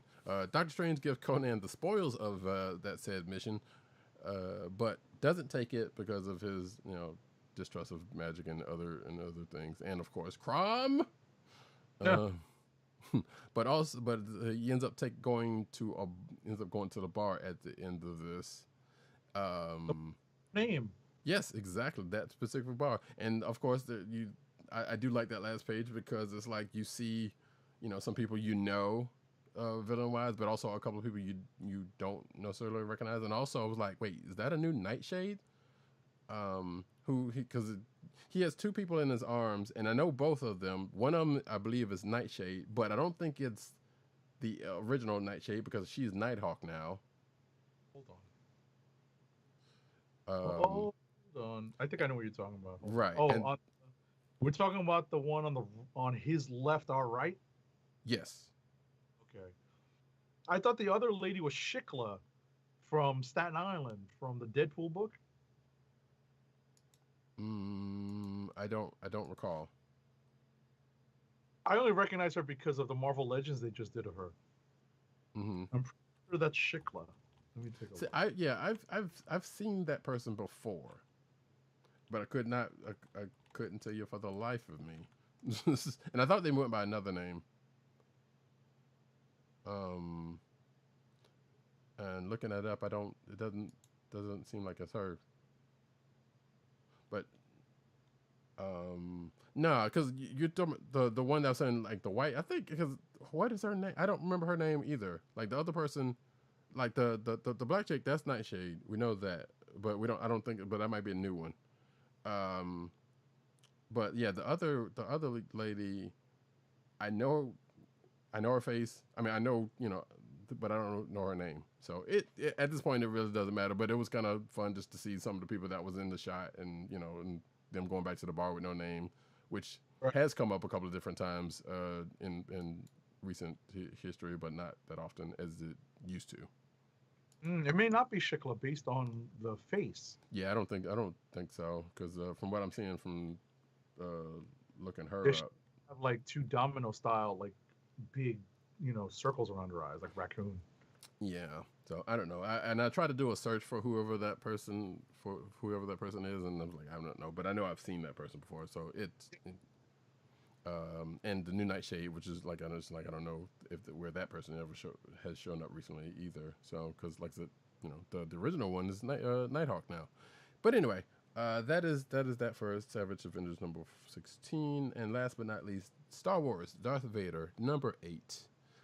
Vader relives some choices while battling something in a pit of on Mustafar. Still don't know what that thing is or where that comes from. But Vader comes out with a holocron, aka a Wayfinder, or a Wayfinder actually. But he still has some opposition ahead of him. Trying to basically get himself back together and get back into into Palpatine's good graces. So it was a good read though. I was gonna say, this is probably the subject for another extended show, but I keep wanting because my mind says I flipped through this book. My mind says, and this is maybe me blocking out Last Jedi and Rise of Skywalker, but I'm like, wait a second, that's holocron. Yeah, and it definitely does look like a Sith holocron, but except for I think Sith holocrons usually are red colored, and this one's like they had that one like colored blue or something. So, and I know they've had different designations for things like that in certain Star Wars media. So the Wayfinder thing sounds familiar. I just don't know where it's from. Right. I mean, I just kind of got a kick out of that. I was just like, wait a second, that, like I said, this is them in introducing, a new, supposedly new concept. So it might not be new though, like or if it is, it's probably relatively new, like maybe something that came up in Rebels or something. Like I said, I don't remember. I feel like I've seen that come up somewhere before, but I don't necessarily know where.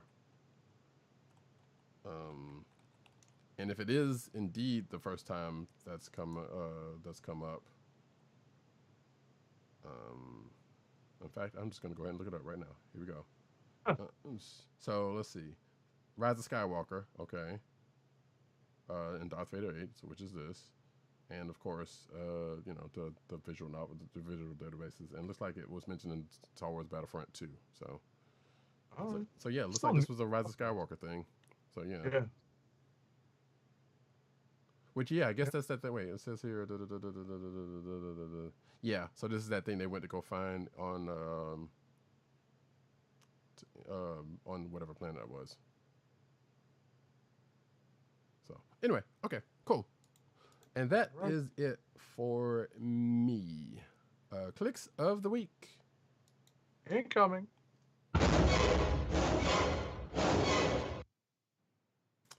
And we do have at least one click of the week. I don't think. Yeah, he didn't send it.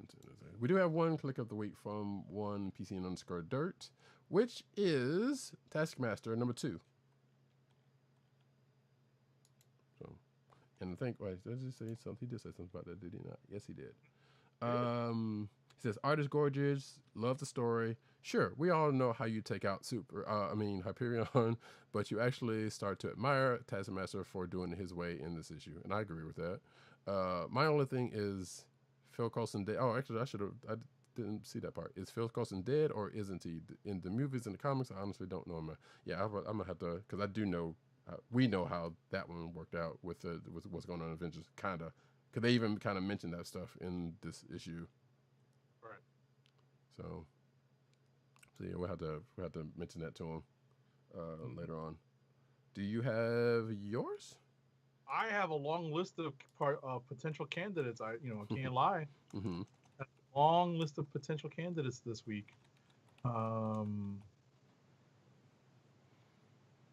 think the strongest of them, surprisingly, one of them is Taskmaster, number 2. Another one is FF number 27. And I think the last really strong candidate for potential click of the week is probably Immortal Hulk. Yeah, I agree with all of that. So I've got to figure out what I'm going to choose. I mean, I have to figure out what I want to choose, and this is where I find myself. I mean, I got 3 good candidates. Yeah, I would go so far as to add to my list anyway, Savage Avenger 16 and New Mutant 14, because I really like both of those, in addition to the ones that you mentioned. Yeah, New Mutants number 14 was good because I thought it was a strong. I love the concept. Mm-hmm. I love the fact that the students eventually become the teachers. So and I like that Vita Ayala was taking that concept and running with it in this book in particular because of the multiple generations of potential ex-students that are now on Krakoa. Right. So. I'm just gonna have to choose. Let's see. I am still enjoying the hell out of Slott's Fantastic Four run. It's really reinvigorated, I think, his passion for writing. He apparently, according to the documentary, the 616 documentary that's on Disney Plus, Right. He's notoriously bad with deadlines. But I think that he is, really expressing the passion that he has for these cosmic stories in the FF. So I'm going to go with Fantastic Four number 27. Nice. Well, I'll write your entry in here. Yeah, and I think I will say that I think it's he's definitely invigorated the Fantastic Four because let's face it, there have been some good Fantastic runs in the past. This one kind of modernizes it, but still keeps a lot of what made the FF great. In certain ways. I agree. So it's good that he's on this. I think I am. Taskmaster is probably the strongest one out of between that and New Mutants. So I'm kind of inclined to go with Dirt on this one. But I'm actually going to go for New Mutants number 14. Nice. Like I said, just like you, I'm kind of like what they're doing with this and, where they're heading. And hopefully it keeps up nicely. And Vita and Cruz given the chance to keep going and see what they do with it. Yeah, I hope so too. I mean, it's a concept that they really need to implement on Krakoa. Right. And it made sense because there was the data page that had to do with the petitioning of to the Quiet Council that kind of led into it, which was also kind of funny because basically was like, hey, okay, well, thank you for Xavier's basically says, thank you for volunteering for this thing you're petitioning us about. Exactly. He's like, this is a subject near and dear to my heart. Yeah, you know what? Yeah, go ahead and take that out, which is, you know, classic not politicking, but you know, delegating. Absolutely. So that was kind of amusing. So yeah, that is that, and that is my pick. New Mutants number 14. And that ends the clicks of the week and the books, and therefore we will go into the news section, but first, an ad read. Our first ad read of the night is for Blue Apron's meal delivery service. Blue Apron. Fresh ingredients and incredible recipes delivered weekly to your door. Skip the grocery store and make incredible meals at home with Blue Apron. Always shipped free right to your home. And now the listeners of the Comic Book Chronicles can get $30 off your first Blue Apron order.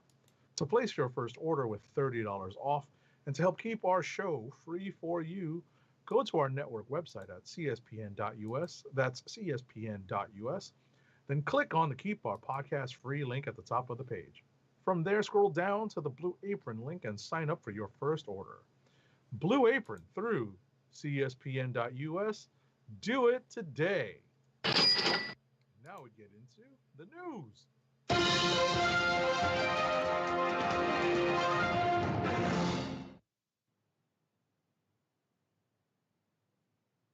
Roddy, cat's on mute.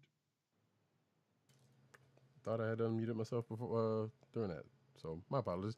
So we start off with the cinematic news, like we do about this time with Wunmi Mosaku. Apologies if I'm messing up your name. To star in Marvel's Loki at Disney Plus. First footage drop.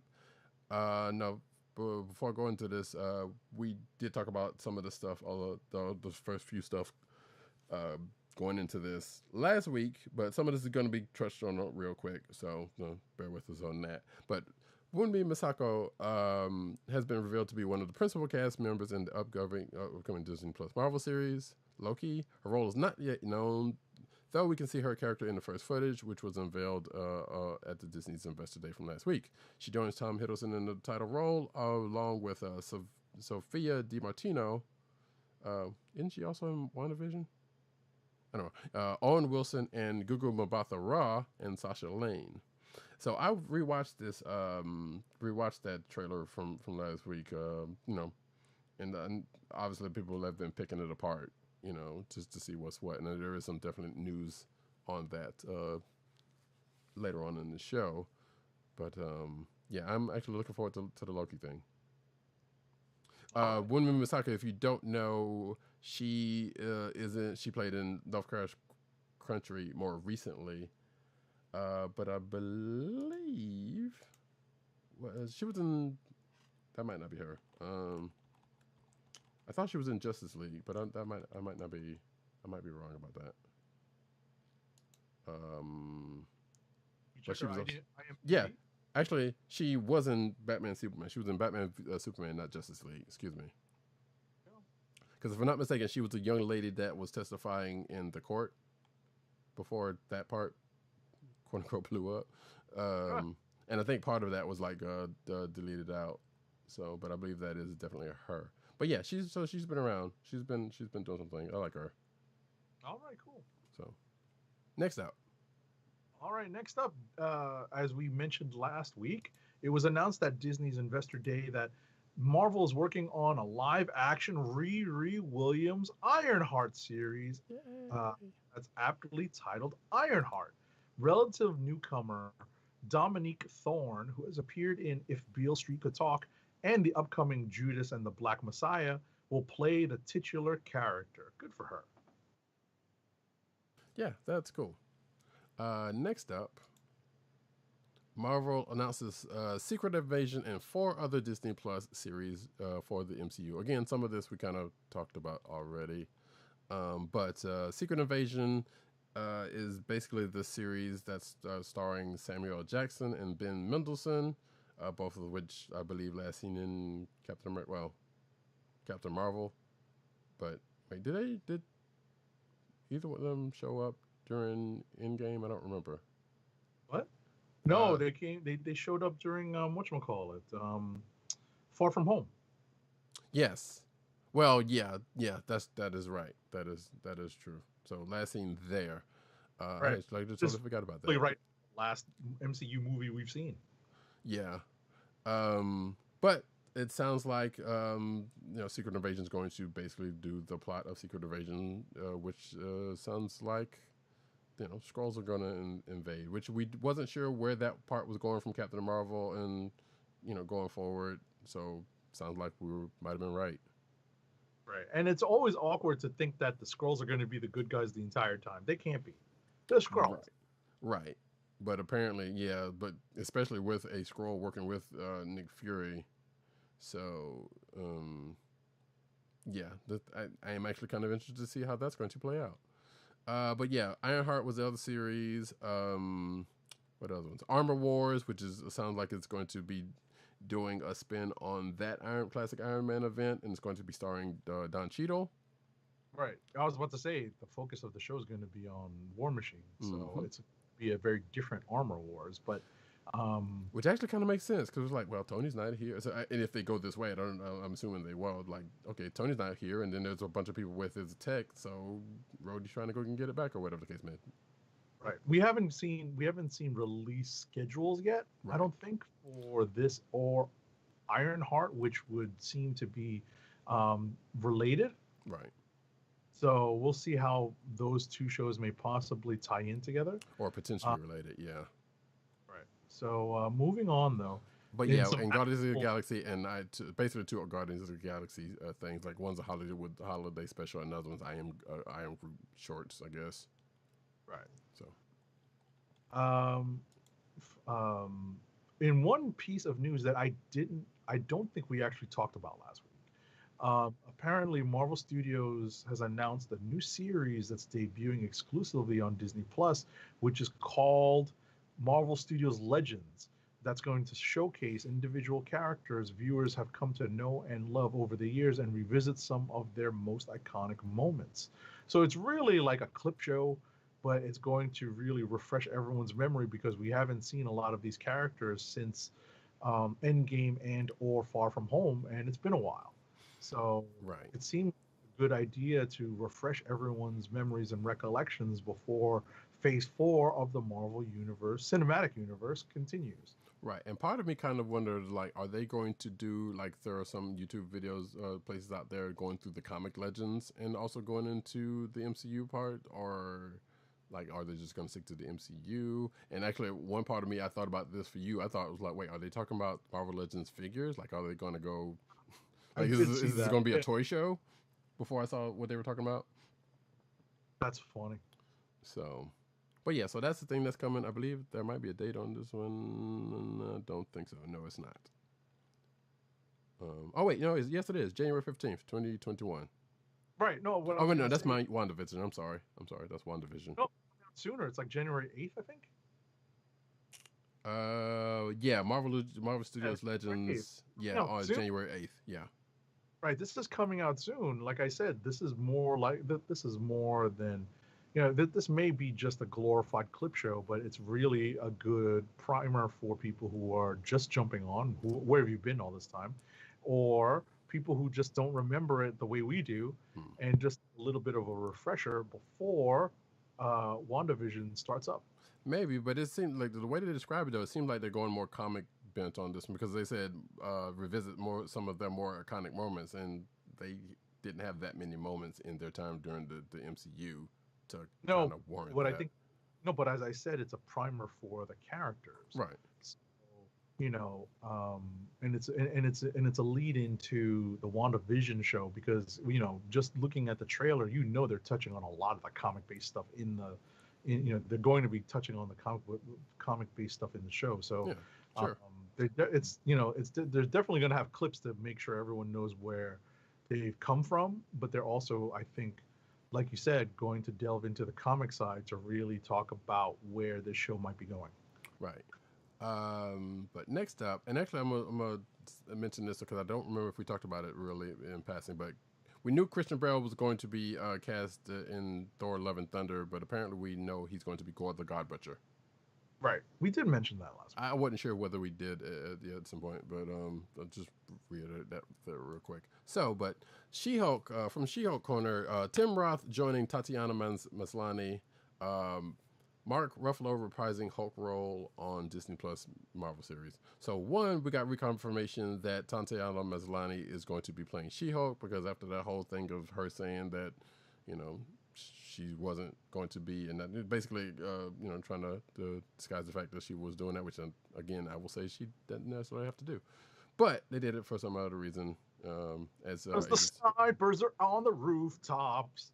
That's why. The Marvel snipers are out there. We know why. Well, yeah, but like I said, she didn't have to say anything. She just kind of came out and said that. But it's neither here nor there. But yeah, this is all coming from that Investors Call. And yeah, Tim Roth is coming back as the Abomination from the Hulk movie. And again, Mark Ruffalo is playing, Bruce Banner, Hulk, which makes sense given her origin and their connection. You know, I don't know how. It doesn't say necessarily here what their part was going to part, because we don't. There's a lot of things we don't know about the show at this point. But it's cool, and the fact they're bringing back Abomination is interesting. So, but yeah, there you go. Next up. Next up, the upcoming Hawkeye TV series is going to hit Disney Plus in the fall of 2021 as part of Phase 4 of the MCU. Jeremy Renner is going to reprise his role as Clint Barton, but the show is also going to introduce a new Hawkeye, Kate Bishop, played by Haley Steinfeld. It's additionally going to introduce Maya Lopez, played by Alaqua Cox, who's going to play an important role in the MCU. What we know as comic book readers is that Maya Lopez eventually starts with the identity of Echo. She is a deaf Native American superhero whose aesthetic includes a white handprint on her face, but she also eventually takes on the role of Ronin, so that might be the costumed role that she takes on in the wake of Hawkeye, probably giving that costumed role up after the events of Endgame. Which makes total sense. Which is I'm actually, and also which is why we have seen that character in recent history, especially with that last Hawkeye miniseries where she shows up. So. Is she there? I was about to say she's been in Captain America as well. So. Oh, okay, cool. Yeah, she shows up for like a brief moment in that miniseries. So, which is kind of cool. But yeah, next up though, fantastic movie, Marvel movie officially announced. We talked about this last week, so and I think we even talked about who's attached to this, which is John Watts, who did the last couple of Spider-Man movies. So we know it's in good hands. So he's going to be on board to direct this one. Not really much else is known about that except for that, but I feel like there's better faith.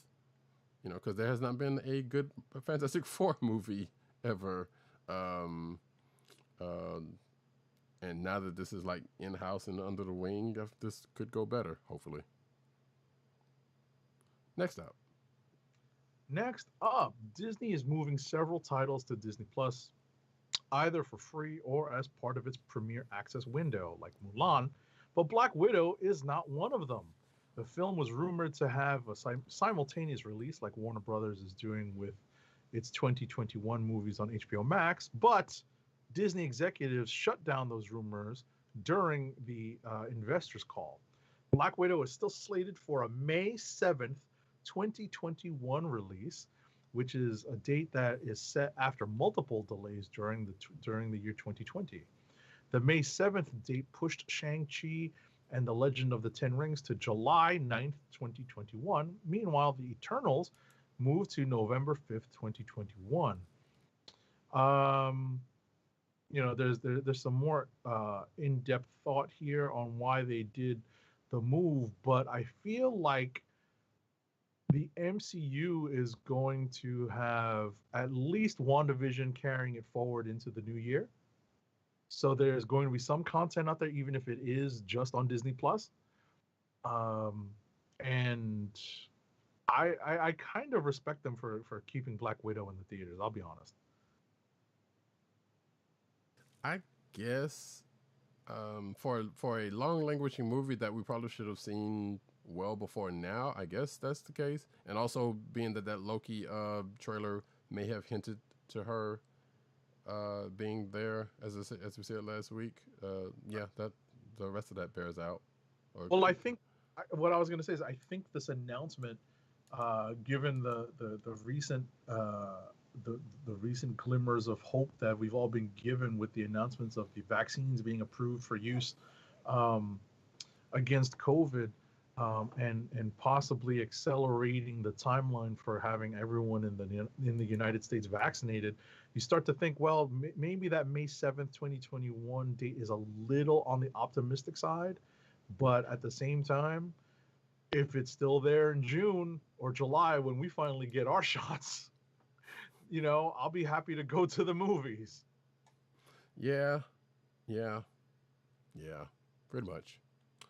So, that's one of the reasons why I'm kind of like, you know what? I'll be happy to go see that as long as I've got my shots in place. Yeah, I guess. Like I don't know. I feel like I could think of better ones that I'd be more interesting to. Yes, I definitely want to see this, but I feel like there's probably a couple more. I'm like, sure, I'll go to the movie for this. UI? Huh? You mean UIs that they could release in its place, like in that schedule slot? Or that I would go to see in the movie theaters if they're gonna keep to that as opposed to hers. And not because I don't want to see hers. Like I said, it's like kind of a long language movie that we should have gotten by now, or should have gotten well before now. But things are things. Right. Well, at the end of the day, I'll just be happy, and I think most of the Marvel Cinematic Universe fans will be like, I want content, and I want it now. There's definitely been a lot of that, because there's actually been articles about just being all dramatic about this. It's been a year without Marvel movies. Oh no, You know what it is? Was it the first one since 2009, right? That's probably right. Yeah. Wait, no, the first Marvel movie was like 2008. Right, 2008 had two Marvel movies. It had Iron Man and Hulk. Right. And then 2009 was empty, and then 2010 started the multiple Marvel movies per year. Yeah. Not started it, but kept it rolling. Sure. So yeah, but a long time. Yeah, that is a long time in between. It's a long time in between years where you've been spoiled to sometimes have three in one year. But also that was the beginning of it, and we did not know they were going to do that. We wasn't sure at the time they were going to deluge us with the movies, as we ended up getting. So yeah, we ended up definitely getting spoiled at a certain point. But then it was like, okay, this is a Star Wars schedule or whatever the case may be. Yeah. But anyway, moving right along. Jamie Alexander's Lady Sif to return in Thor: Love and Thunder, which I totally forgot I had this in there because of what I said earlier. But yeah, Sif is gonna be in Thor: Love and Thunder, like people have speculated. But according to Deadline, she will not only play Sif in she's basically also playing Sif in Loki, the Disney Plus Loki show, as well as Love and Thunder. Which actually does a part of that Loki trailer that has me puzzled, but we don't necessarily have to get into that right now. So yeah, there you go. Sif's back. Next. Alrighty. When they announced the news that the Ant-Man and Wasp movie, can you believe we're gonna have 3 Ant-Man movies? 3 of them, DC. The fact that we had 1. 3 Ant-Man movies. This one's going to be called, whatchamacallit? What was it? What's the subtitle for this one? Quantumania. Quantumania! Running wild! What came with the announcements of the cast was that, Paul Rudd, Evangeline Lilly, Michael Douglas, and Michelle Pfeiffer were returning for the sequel. It seemed to have come as a shock that, what is her name? Emma Furman was not returning for the sequel and was going to be replaced as Cassie Lang. Emma Furman played Cassie, the slightly grown Cassie in Endgame. And she's being replaced as Cassie Lang by actress Catherine Newton in Quantumania. Furman recently took to Twitter to respond to the news that she would not be appearing in the movie, and she expressed her appreciation for fans that reached out to her in support, while also revealing that she too, unfortunately, found out about the recasting news on Thursday after the Disney investor call. Right. Which we talked about this behind the scenes last episode about the curiosity about this happening, or whether it was happening, and after the announcement was last week. So yeah, just here is that to answer some of that. Also, the time frame for the last movie being 2023 is kind of funny because I totally actually blanked on that, because we knew it was 5 years, but we don't. And we have seen, like, hey, them put timestamps on the MCU movies, but I totally forgot that 2023 was the date that when Scott ends up coming out of the quantum realm. So that's kind of funny, actually. Anyway, so that's that, and did you actually mention what she said, or no? Yeah. Well, in broad strokes, no specific. Yeah, but you can also read that if you read the article. So, but she basically says that she was grateful for the opportunity. So, as Agent Silver brother said, I'm not gonna say this is a big, but this article does. A big Avengers Endgame moment for Captain America just happened in real life in New York City. That's kind of cool, though. It is. It very much is. So basically, if you remember the part of Endgame where Cap and Natasha were talking, and they were sitting out, and they saw, and Cap noticed the whales in the Hudson. Well, guess what? A thing actually happened. A thing like that actually happened. Because did it say when this happened? Oh, it says according to the Instagram post, a sea giant. Well, it says a sea giant. Yeah. Was spotted close to Midtown, touring the city's waterways on Tuesday, as of of this recording anyway, which was last Tuesday.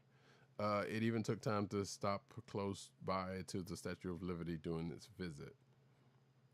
All right. I mean, I know someone that was close enough where when the humpback whale came up and exhaled through its blowhole and took a had it on Instagram. I was like, oh, that is awesome. Oh, that's real cool. Yeah.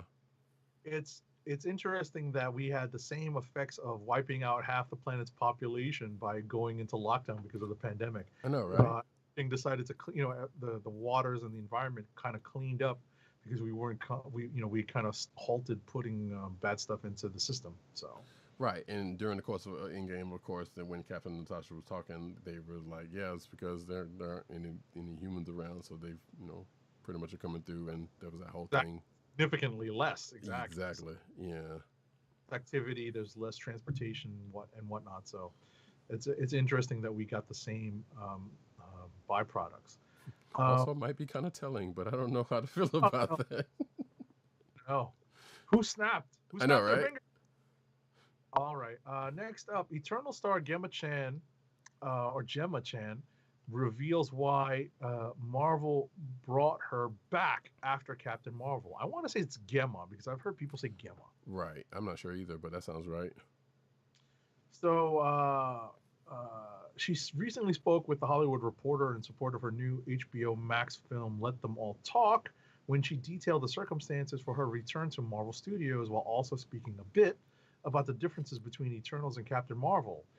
She says that, we all know that her character dies in Captain Marvel, so she thought there would be no chance to come back, but and she was disappointed about that. But she says that she ran into Kevin Feige during the awards tour for the award circuit for Crazy Rich Asians, and out of the blue, he comes up to her and says, "We'd love to have you back.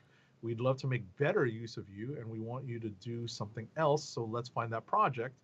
And Gemma-chan thought there was she had no idea that it would happen so quickly. She can't speak at length about the movie, but it's because it was pushed back to November 2021 because of COVID. Right. And also shout out to Agent 70 for that Tribe Called Quest reference there. I peeped what you did there. I peeped that. But also we don't know when the time frame of what Eternals is going to be. Like they're probably going to run some length of time. Therefore, it's very possible that her character could very well be around during that time because of the time frame that it's set in, or at least part of the time frame that it's going to be set in. So it makes sense. Like pretty much how they did with Diamond Handshoe's character in Captain Marvel, excuse me. In a sense. Well, at the end of the day, if she can do this, it's and obviously it helps that she had Kree makeup on, so she wasn't exactly recognizable in her role as Dr. Minerva, or at least Minerva. So it does leave open the door for some actors to, if they find themselves in like a bit role in a Marvel movie and are perfect for maybe a different role in a different Marvel movie, that there is an opportunity for them to come back. Yeah. But I feel like given what the Eternals are, it's probably her character at an earlier time or something like that. I don't think so, but like I said, we don't know. I think that's where they're going. I think that's. Right. I think, this may be a one-off where they're where they're casting the same actor in something else. But could be. Like I said, my hope is that if you were in a bit role, they might be able to bring you back. Yeah. Listen, Marvel Studios is playing with house money. They have been for a long time. Pretty much. Yeah. Like we don't know which way this is going to go. Either way, cool. Yep. So. Next up, though, let's see. Indiana Jones movie announced for 2022. Harrison Ford will return one last time. Wait, hold on. I got something about this. Will his son Ben do him in this movie also? No, I'm just kidding. Only time will tell. But yeah, so for some. I'm assuming that's going to be for some time now. The question of whether Harrison Ford's character in the celebrated Indiana Jones franchise will be recast has been a big topic of heated debates. While it's understandable that no one here expected the actor to play the role forever, to think that any other actor in his place is akin to a sin. I guess. But now you don't have to entertain this scary possibility you're still going to have to at some point because, if this is going to be this last one, then somebody's going to, if they do end up doing more Indiana Jones films going past this, that's going to be addressed. Mm-hmm. They were still talking about Shia for this, and I'm like, well, not for this, but at some point. I don't know how I feel about that. And I still haven't seen Crystal Skull all the way through, so whatever it is. But regardless, Disney announced that there's going to be Indiana Jones. Wait, I thought that last one was 5.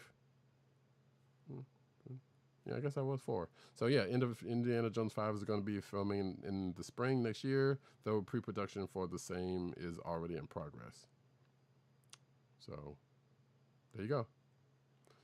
Next up. All right, next up, this is something we did mention last week, but but we'll talk about this in slightly fuller fashion. Pixar has announced an origin story for the Space Ranger made famous in the Toy Story franchise, Buzz Lightyear. Lightyear charts, which is a movie that was announced during the Disney investor call, charts Buzz's course from test pilot to Space Ranger. The new feature film was announced. And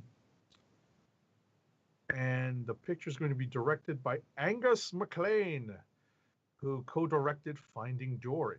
Chris Evans of Captain America fame, Steve Rogers, is going to voice Buzz.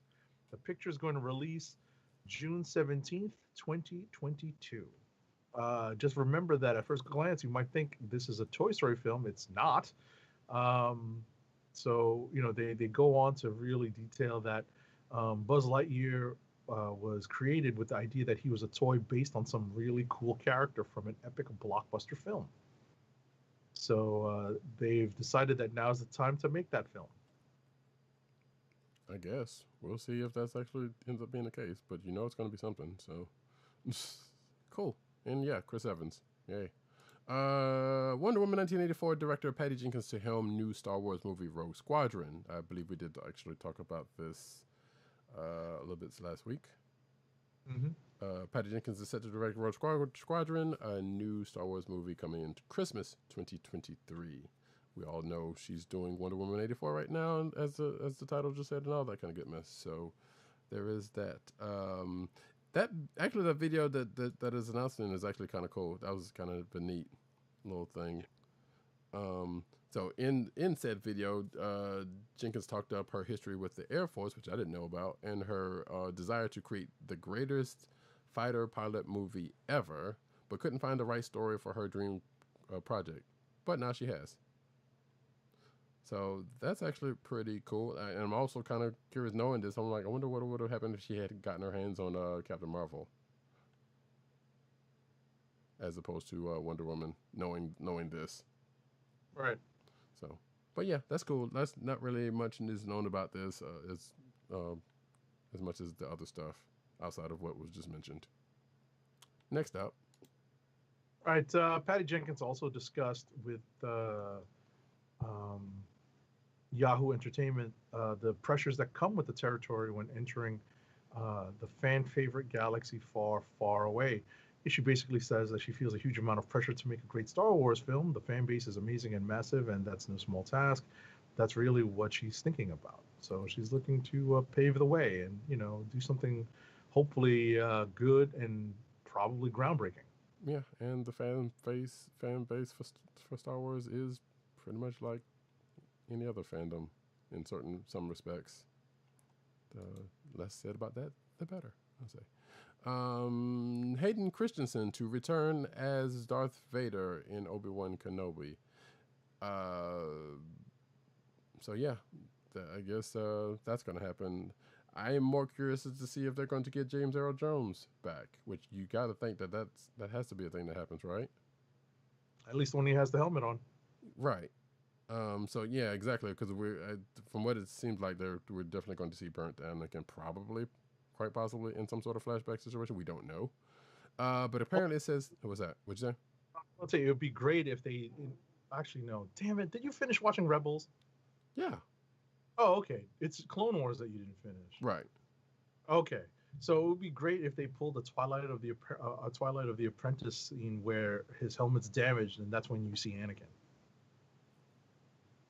Yes, but then that would kind of mess things up because obviously, so according to this article, Obi-Wan is set 10 years after the events of Episode 3, Revenge of the Sith. Right, it may not be Obi-Wan doing the damage though, so you never know. But well, actually, no, it still kind of checks out because now that I think about it, think about A New Hope, it seems like he definitely knew that Anakin ended up knowing that Anakin ended up being Vader. Right. But my point is, at that point, like, he is, in age-wise, he's probably not old enough, to portray, how old Vader would be at that time. Right. So it's a little touch and go, but, I imagine at least that, it would be cool to see that kind of scene be portrayed on film, where you hear Anakin's voice coming out of the damaged helmet. Right. Or at the very least, because they're as close as they were, that he very, like, actually kind of almost like Ahsoka did early on in Rebels, kind of sensed that it was him through the Force some kind of way. But it sounds like definitely they're going to square up again. Which, like I said, and the reason why I said that was because of, like, if you think about A New Hope and you think about how Obi-Wan described Anakin to Luke, like, yeah, it makes sense. But, and also that when Revenge of the Sith happened, he pretty much left him for dead. So he wouldn't have known what happened to him after that fact unless he, hit up again or felt it in the Force some kind of way, So this is probably going to go the way to explain how he knew that Anakin was Vader. So, cool. All right. Next up, Justin Simien, the writer, producer, and director of Dear White People, is creating a Lando Calrissian event series for Disney Plus, fittingly titled Star Wars Lando. Like Mando. The project is still in early stages of development, and Lucasfilm has yet to provide nearly any details on the project, including whether or not either Billy D. Williams or Donald Glover or Colt 45, who the first two have played the character in other live-action Star Wars installments, are attached to the project. Yeah, I would assume at the very least Donald Glover, but ain't no telling him, man. Maybe he may or may not want to do it again. Ain't no telling. But yeah, that is a curiosity at this point. Of that happen. And yeah, when you said the thing about the Lando Mando thing, I was thinking the same thing. I'm like, yeah, they kind of did that same thing with that Cassian Andor the show that they're doing, because they're basically doing, you know, Andor, and then there's Lando, and then, you know, what they did with Mandalorian. Coincidence? Probably not. Next up, here's your first, speaking of Andor, here's your first look at Andor, the Star Wars Rogue One prequel. Yeah, so along with the other stuff from the Investors Day, we got this, that Cassian Andor show that's also kind of long lingering, is actually going to come out at some point. And I checked it out. It was actually kind of cool. You know, it's like Diego Luna's also executive producing this, and, you know, having a little more hands on, and they kind of went a little behind the scenes a little bit, and, you know, played off some footage of Rogue One. I'm kind of curious as to, obviously this is going to be before the events of Rogue One, but I'm kind of curious as to how this is going to start, like how they're going to kick this off. Like, are they just going to just straight up go back there, or is it going to be like, say, near the end of Rogue One when he and Jen's kind of sitting there before things happen, or before Ends kind of kills, before things happen, and then there's just reminiscing on the past kind of situation. So that is my curiosity with this. Outside of that, who even know what it's going to be outside of leading up to Rogue One. Next up, we did discuss this last week, that Ahsoka Tano is getting her own Star Wars show, as revealed during the Investor Day call. It seems that the project is still a long way off, so we did not get too many details on the plot. One thing we do know is that the show is going to be set immediately after the events of Star Wars Rebels, which means that it should all be before Ahsoka's meeting with Din Djarin and Grogu. On top of that, this unknown period in Ahsoka's life could serve as a great setting for us to learn more about the history of the Jedi Order. Okay. And just as a quick note, as we said last week, the Ahsoka Tano series will be created and executive produced by Mandalorian creator and executive producer Dave Filoni, who created Ahsoka and was executive producer on the animated series Clone Wars and Rebels. Mm-hmm. Which, again, so this says basically, yeah, what you just said about when this is set, which is still kind of weird, because we know after what we know from at the end of Rebels, actually it does make sense, because especially given the given the meeting of the Mandalorian, what she was looking for during that episode, I guess it gotta still make sense. I was like, because when I first read this, it was like, that weirdly kind of doesn't check out, but actually I guess it still does. So I think, yeah, cool either way. It's irrelevant, because it's gonna be cool either way. But next up, Disney announces Mandalorian spinoff, Rangers of the New Republic, which, coming after people were saying that those Republic pilots should have gotten their own show, this is kind of funny that this is happening. But also during the Investors Day call, Kathleen Kennedy announced a pair of spinoffs for the hit Disney Plus series of Mandalorian, the aforementioned Ahsoka, and according to this article, the intriguing sounding Rangers of the Old Republic. Both new series will be overseen by Dave Filoni and Jon Favreau, and both sound like a lot of fun, according to this article. There's no details, but this article speculates that Rangers of the Old Republic will center around Sector Rangers, a sort of intergalactic police force established by the Galactic Republic prior to the Clone Wars. So it says here, a Star Wars space procedural. They're thinking. So if that is the case, maybe. But I don't know. That's kind of cool. Could be more like a. Well, I don't want to say Battlestar Galactica, because technically they were running from They were running from their creations, but sure, Right. cool. Next out. Next up, during that same investors call, Disney revealed two new Star Wars projects titled Star Wars Visions and A Droid Story, which will make their debut on Disney Plus. Star Wars Visions is described as an original series of animated short films celebrating the Star Wars galaxy through the lens of the world's best Japanese anime creators, coming in 2021 to Disney Plus. Um, Kathleen Kennedy, Lucasfilm president, revealed that the series will feature 10 fantastic visions in all. A Droid Story is an animated adventure series featuring R2D2 and C3PO, set to be produced by Lucasfilm Animation and ILM.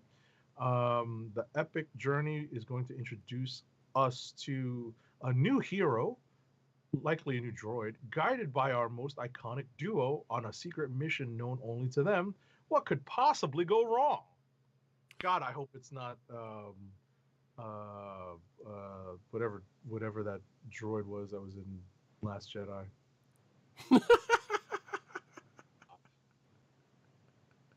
Wait, not BB-8. You're talking about The useless one. Yeah, I don't remember the name of it, but I know what you're talking about. Yeah. So my thinking, going from backwards to forwards with the droid story one, I'm thinking, you may remember this, Agent 78, the droids cartoon show. Yep, yep. I was kind of thinking like it could be more along the line of that, because they were with I forgot who had them at the time, but it wasn't any of the main characters, and it wasn't like Biggs or anybody like that. But I can't remember. Antilles, I think it was Captain Antilles, maybe. Okay. I don't remember. Regardless, they were with they were in there and they were getting the misadventures, and they really need to put that droids cartoon on Disney Plus, because I would like to see some of that again. But as far as Star Wars Visions is concerned, like, we know there's been some Star Wars manga out there. And I believe there's actually some animated stuff, whether it's fan done or whether it's, officially done, anime type Star Wars stuff out there too, I believe. And I'm not even talking about the Galaxy of Heroes stuff. So I wonder if some of that's going to be there, or this is like all new stuff. Mm-hmm. So either way, it's kind of cool. But next up, going back to the Mandalorian, we now have a translation of Boba Fett's message, because you knew that wasn't going to take long. And apparently in the last episode, not this, the one previously to this one, where Boba Fett and the Mandalorian meet, Boba Fett pretty much puts up his wristwatch and gives up a hollow vid of his family tree timeline type situation. I guess that is definitely a Mandalorian thing. And it was done in Abarish, which is basically basic in Star Wars universe. And I kind of figured people were going to translate that. And it says, foundling, and granted, this is a fan thing done, so it says, foundling took into the year the Concord Dawn, which that's a notable thing, mentored Jaced, Father Fett, Boba Fett. So basically, it's talking about Jango and who found Jango, because at the time, because when this happened, Boba Fett said that he was that his dad Jango was a foundling also, et cetera, et cetera, et cetera. So cool. Whether that's going to end up coming up at some other point, we'll see.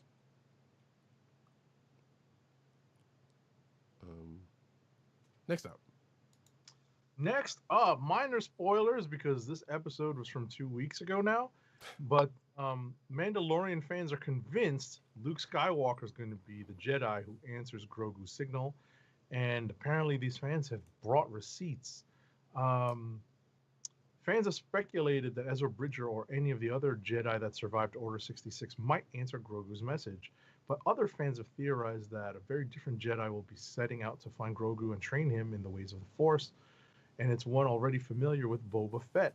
Fans believe Luke Skywalker, who at this point would be beginning to rebuild the Jedi Order, might sense Grogu's call, so he'll set out to meet with the child. This theory already sounds plausible, since he definitely is around at this time and would be one of the few active Jedi out there. Fans believe there is additional evidence that supports the possibility. I'm not going to go into it now, but I swear, if we see Sebastian Stan dressed up as Luke Skywalker post Return of the Jedi, playing him in The Mandalorian, I think the internet might actually break in half. That would actually be kind of glorious, yes, because there was that whole thing of, the Sebastian Stan saying they definitely do look a lot alike in Mark Hamill's younger days. So that would actually be pretty dope. I support this. But as also, what's it got? I honestly think, and I'll tell you this before we move on, unless you may have something to add to the story, but my final note to this story is that I generally watch the Mandalorian Friday episodes over lunch. Mm-hmm. So I definitely don't wake up and like pop it on, Disney Plus. But in the morning, although who knows if I can't sleep or if I wake up stupendously early, I just might. But I try to stay off social media until I watch it on Fridays. Yeah, and actually, speaking of, at the time of this recording, it sounds like or people are spoiling things, and it's not even out yet. But yeah, hey, it's not out for another 3 hours. Right, as of this recording, but apparently people are already spoiling things anecdotally. So that's crazy. I'm staying off social media until this episode drops, until I actually sit and watch this episode. Forget when it drops because it'll be out in the early AM here on the East Coast. But the funny part, I was gonna say about that part. Usually, with the exception of that Ahsoka one, I usually kind of wait till honestly the day we record or prior or the Wednesday or the Wednesday before to kind of watch the episode, so it'll be a little bit fresh in my head. But that Ahsoka one, I was really excited to see, so I went ahead and popped that one. When it popped out. Right. I'm one of those day one guys. I get my comics on Wednesday.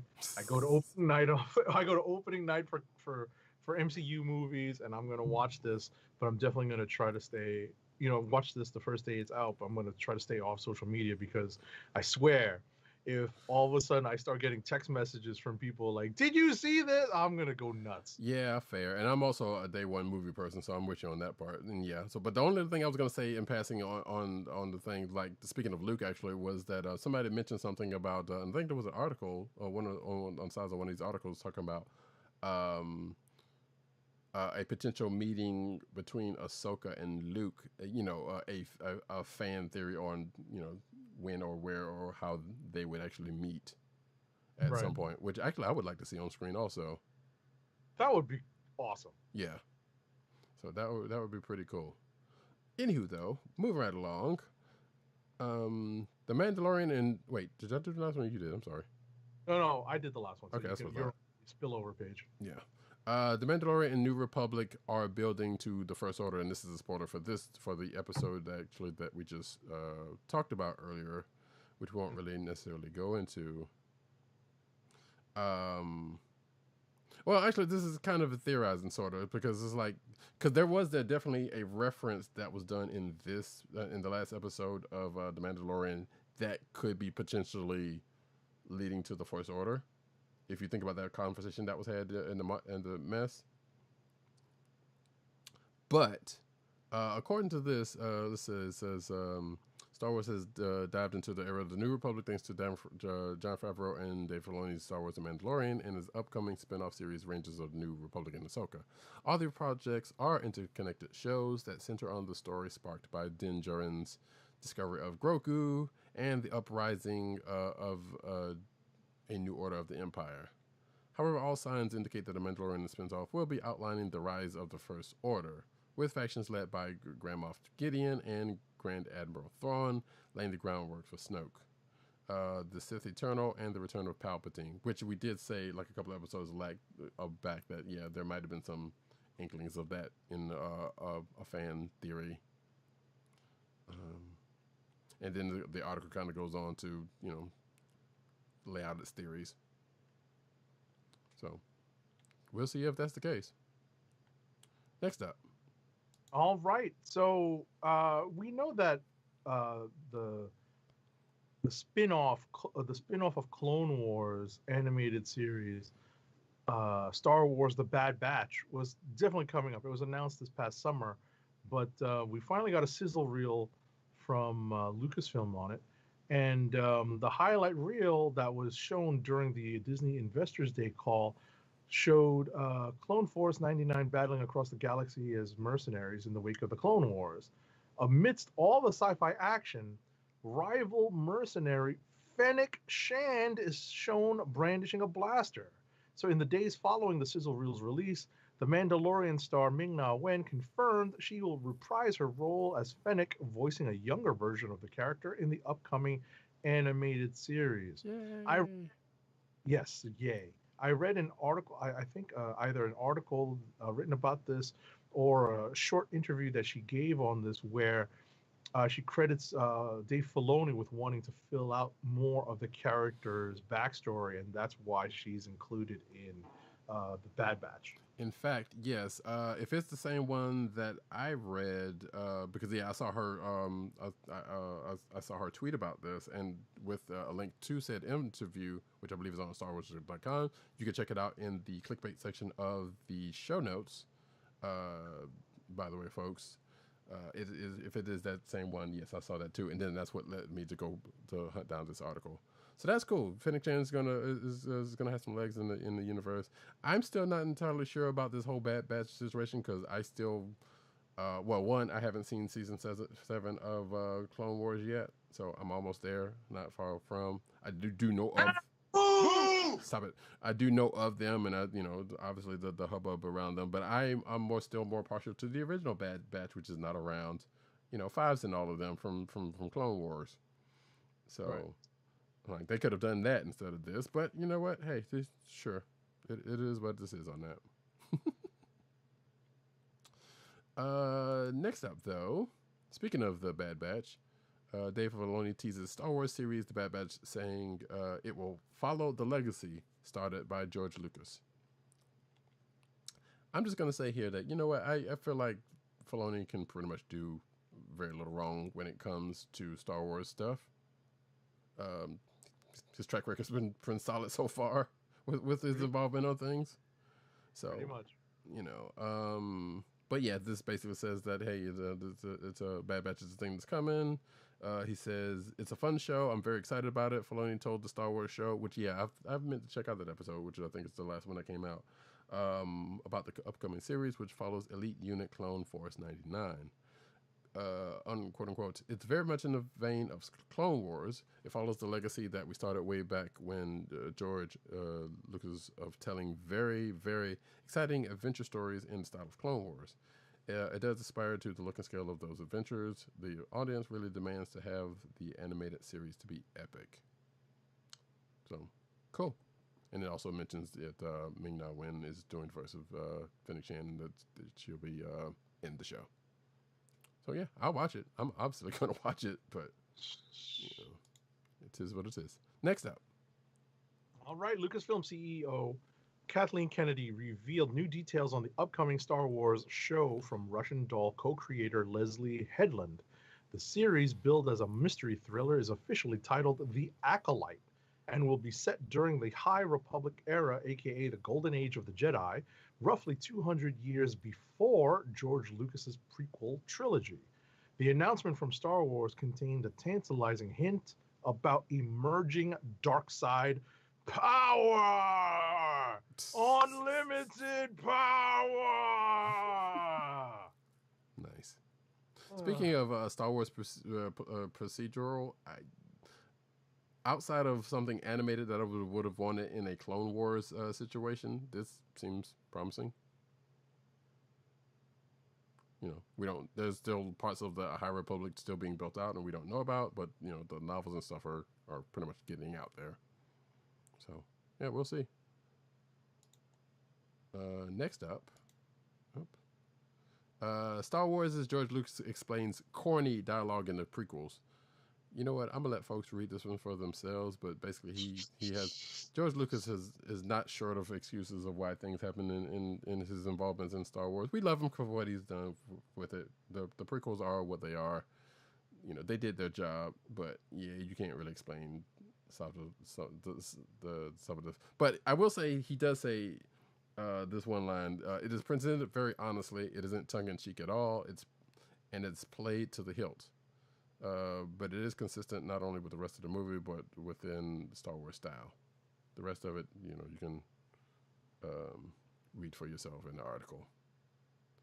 So, you know, all the corny dialogue that Anakin ends up saying in Attack of the Clones and all that stuff, and even in the prequels is like, yeah, okay, sure. Next up, though. All right, if you want a sneak peek at Wonder Woman 1984, it's literally only a week away at this point.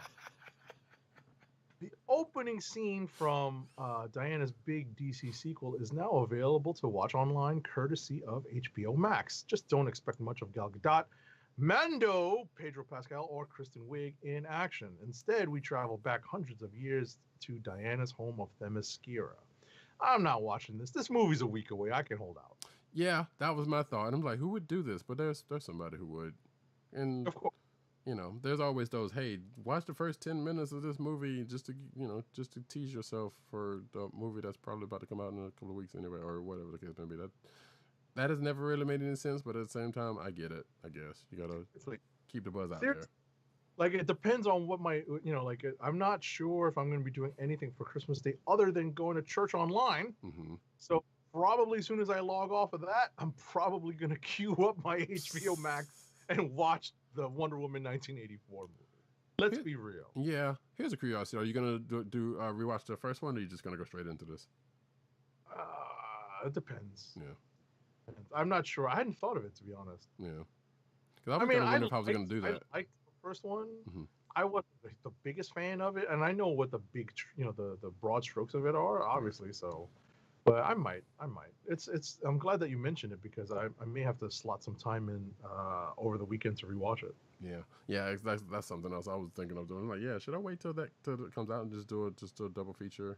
Which, you know, me and my watching of things, but or it's just do it. The thing is, it's Christmas Day, so you know we're going to all be limited in what we do family wise for Christmas Day, but we may still, you know, have Zoom calls or FaceTime calls or whatever. So yeah, unless you got stupid ass family, unless you have stupid ass family trying to visit when we're in a pandemic and you're trying to keep your mom safe, but that's a whole nother thing.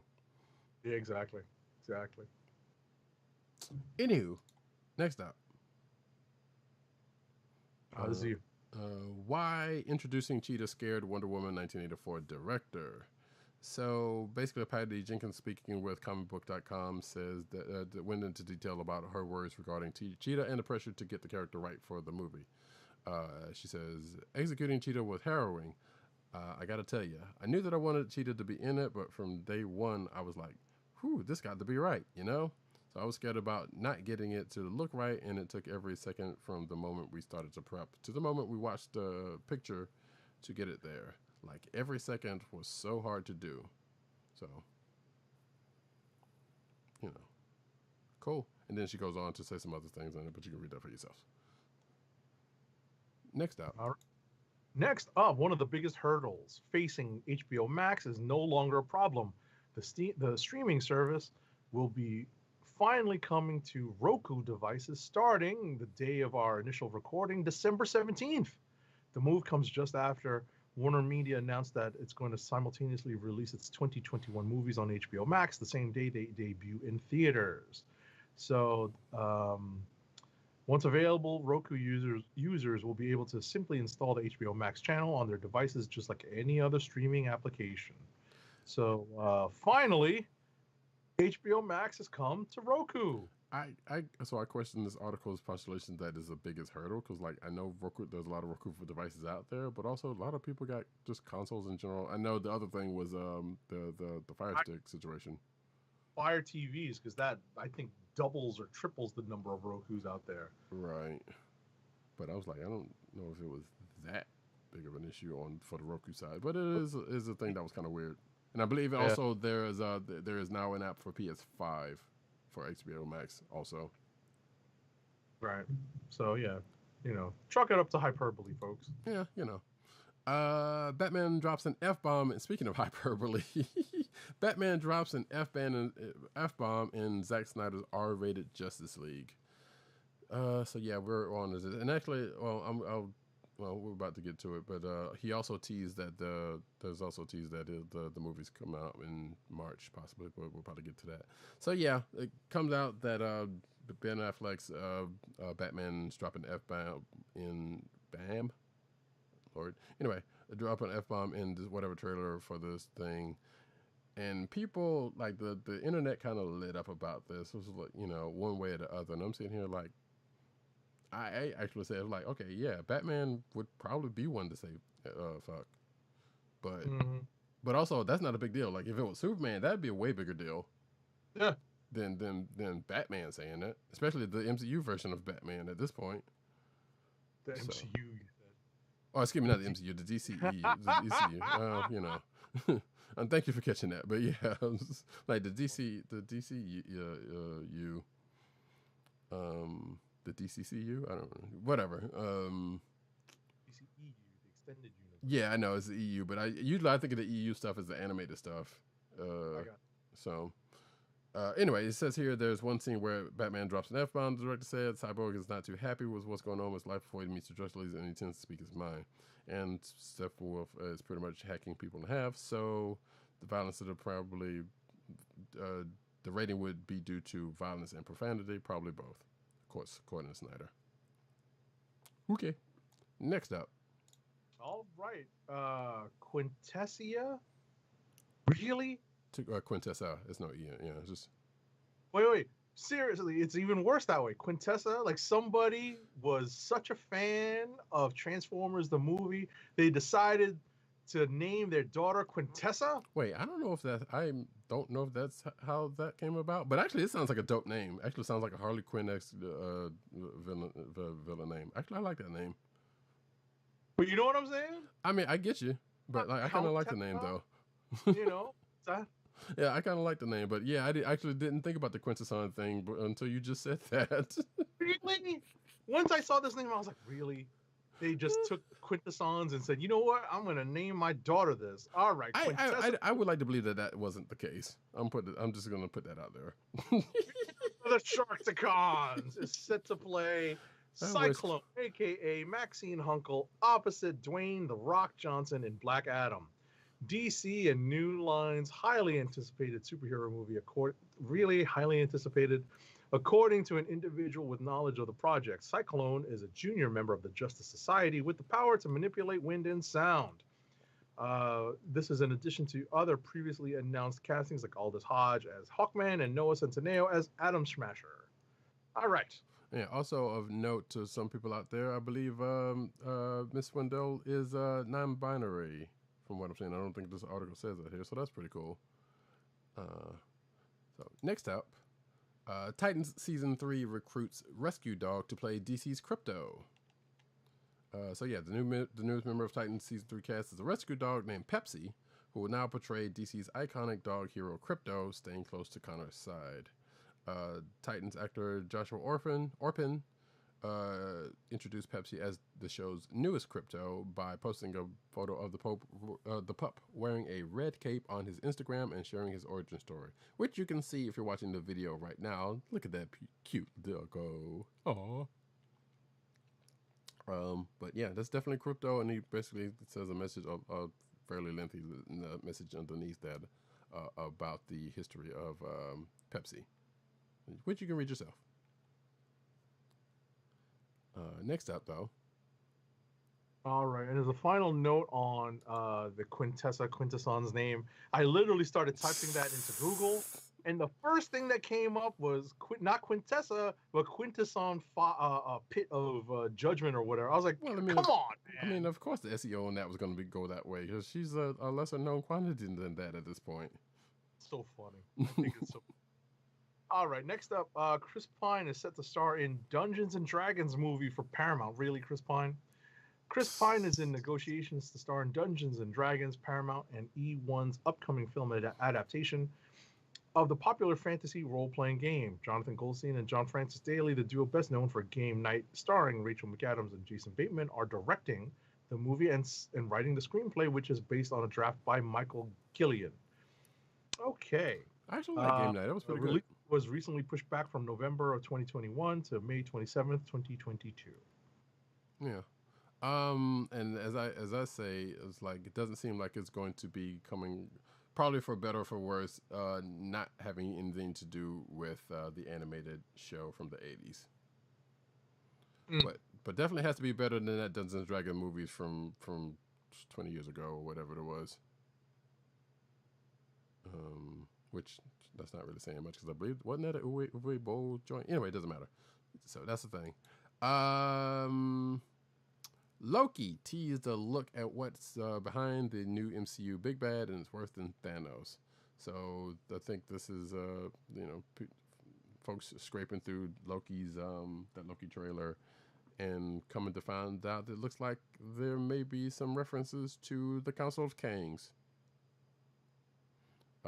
which we know Kang will appear in the third Ant-Man movie, which is named Quantumania, exactly. Quantumania's running wild. So yeah, and this article kind of goes through the steps there's the basically everything that, or a lot of stuff that is leading to that notion of possibly the Council of Kings being involved, which I guess makes some kind of sense given Endgame and the time travel stuff, and knowing Kang's going to be in Ant-Man 3. So cool. Next up. And next up, the synopsis for the Ms. Marvel Disney Plus show confirms a major comic book aspect remains intact. The synopsis says Kamala Khan, Iman Vellani, is a 16-year-old Pakistani American growing up in Jersey City, a great student, an avid gamer, and voracious fanfic scribe. All true. Who has a special affinity for superheroes, particularly Captain Marvel. Read the condensed synopsis for season 1 of the upcoming Disney Plus Marvel television series, courtesy of Discussing Film. Within G. Willow Wilson's Ms. Marvel, Kamala is an avid fan fiction writer known as Sloth Baby. Right, and I believe there was a picture of there was a reference to the sloth stuffed doll that she has. That she carries, or that she has, in the comics, in the sizzle reel for Ms. Marvel. So that's pretty cool, also, if I'm not mistaken. But yeah, they don't really do much with the fan physics, fic stuff nowadays, with Ms. Marvel. But it does get mentioned every now and then, or every moon or so. So cool. Next up, Netflix adds X-Men and Wolverine anime series. Netflix added, and they added them on this past Wednesday, so you can go check that out. I had confirmed it for myself because I was like, is this a U.S. thing or not? And yes, I have confirmed that they are definitely on the U.S. Netflix. Given that where I got this from, you could have gone the other way, but they would have also mentioned it. So, the descriptions of the Netflix and Wolverine animes were there, and both of these anime are from like 2011. So, I think as I've said to somebody recently, like I'm kind of surprised that it took them this long to be on Netflix. And I felt like at least a couple of those have been on Netflix before, but I don't know. But both series are part of a four total productions by Madhouse to adapt Marvel Comics characters into anime, beginning with Iron Man in 2010, and like I said, also including Blade in 2011, and these two, which were from 2011. And we have also mentioned that, hey, there's a lot of or probably mentioned at some point that there's a lot of Marvel anime about also. So there you go. Next up, Zack Snyder has casually revealed that his director's cut of Justice League will premiere on HBO Max in March 2021. The director responded to a fan on Vero. Wow, that's still a thing? Who asked that all previous versions of Justice League be destroyed. Snyder commented, "I understand and of course respect your feelings, and I just hope that I can wipe that version out of existence with what you see in March." Okay. Yeah, I guess. Next up, though, Buck Rogers TV reboot get why the Last Man comics writer Brian K. Vaughan. Celebrated comic book writer Brian K. Vaughan is on board to pen the script for the Buck Rogers television series, courtesy of Legacy Entertainment. Vaughn's involvement comes just 2 months after the studio first revealed their intentions to turn the sci-fi icon into a modern-day franchise, with plans reportedly in place for Buck Rogers to span both big and small screens. And this goes on to talk about the producers who have something to do with the Transformers franchise, and that doesn't give me any hope for that. But also, Flint Dill, who apparently, I did not know this part, was the grandson of Buck Rogers creator Philip Francis Nolan, is also on board as a producer. Flint Dill, I believe, is a name, if I'm not mistaken, a notable name to some folks as far as G.I. Joe is concerned. If I'm not mistaken, because didn't Flint Dill like write and do some stuff for Transformers? I'm not sure. I am looking this up. Yes. Best known for his animated work on Transformers, G.I. Joe, An American Tale, Five of the Gold West, and the Chronicles of Riddick, Escape from Butcher Bay, and Dead to Rights video games. So, cool. Like I remember seeing that name from G.I. Joe, but I vaguely remember it from Transformers from back in the day. And yes, we're talking about the 80s cartoon series. Next up. We're transitioning to the comics. Yep. Marvel recreates classic Captain America stories for Anniversary Tribute. And this is basically for Captain America Anniversary Tribute #1, which is upcoming. It's a one-shot, and various artists will recreate the classic Golden Age issue in a modern style in tribute to Simon and Kirby. That would be Joe Simon and Jack Kirby, of course. Additionally, the one-shot will feature a... Okay, please stop. Duck on autoplaying video. Let's see. The one-shot will feature a recreation of Stan Lee and Jack Kirby's Avengers #4, which brought Captain America into the modern Marvel universe in 1963. I don't know. Let's see. It is solicited for March 2021. So we don't have an exact date, but it's due out in March. Next. Marvel's God of Thunder, the mighty Thor, and his brother Loki, who has recently rechristened himself the God of Stories as opposed to his classic moniker of the God of Lies, will team up in a new limited series from writer Mariko Tamaki and artist Guri Huru, kicking off this March. Scheduled for 4 issues, Thor and Loki Double Trouble will put Thor and Loki on a mission of mischief to steal a magical object from Odin's vault, all at Loki's urging, of course.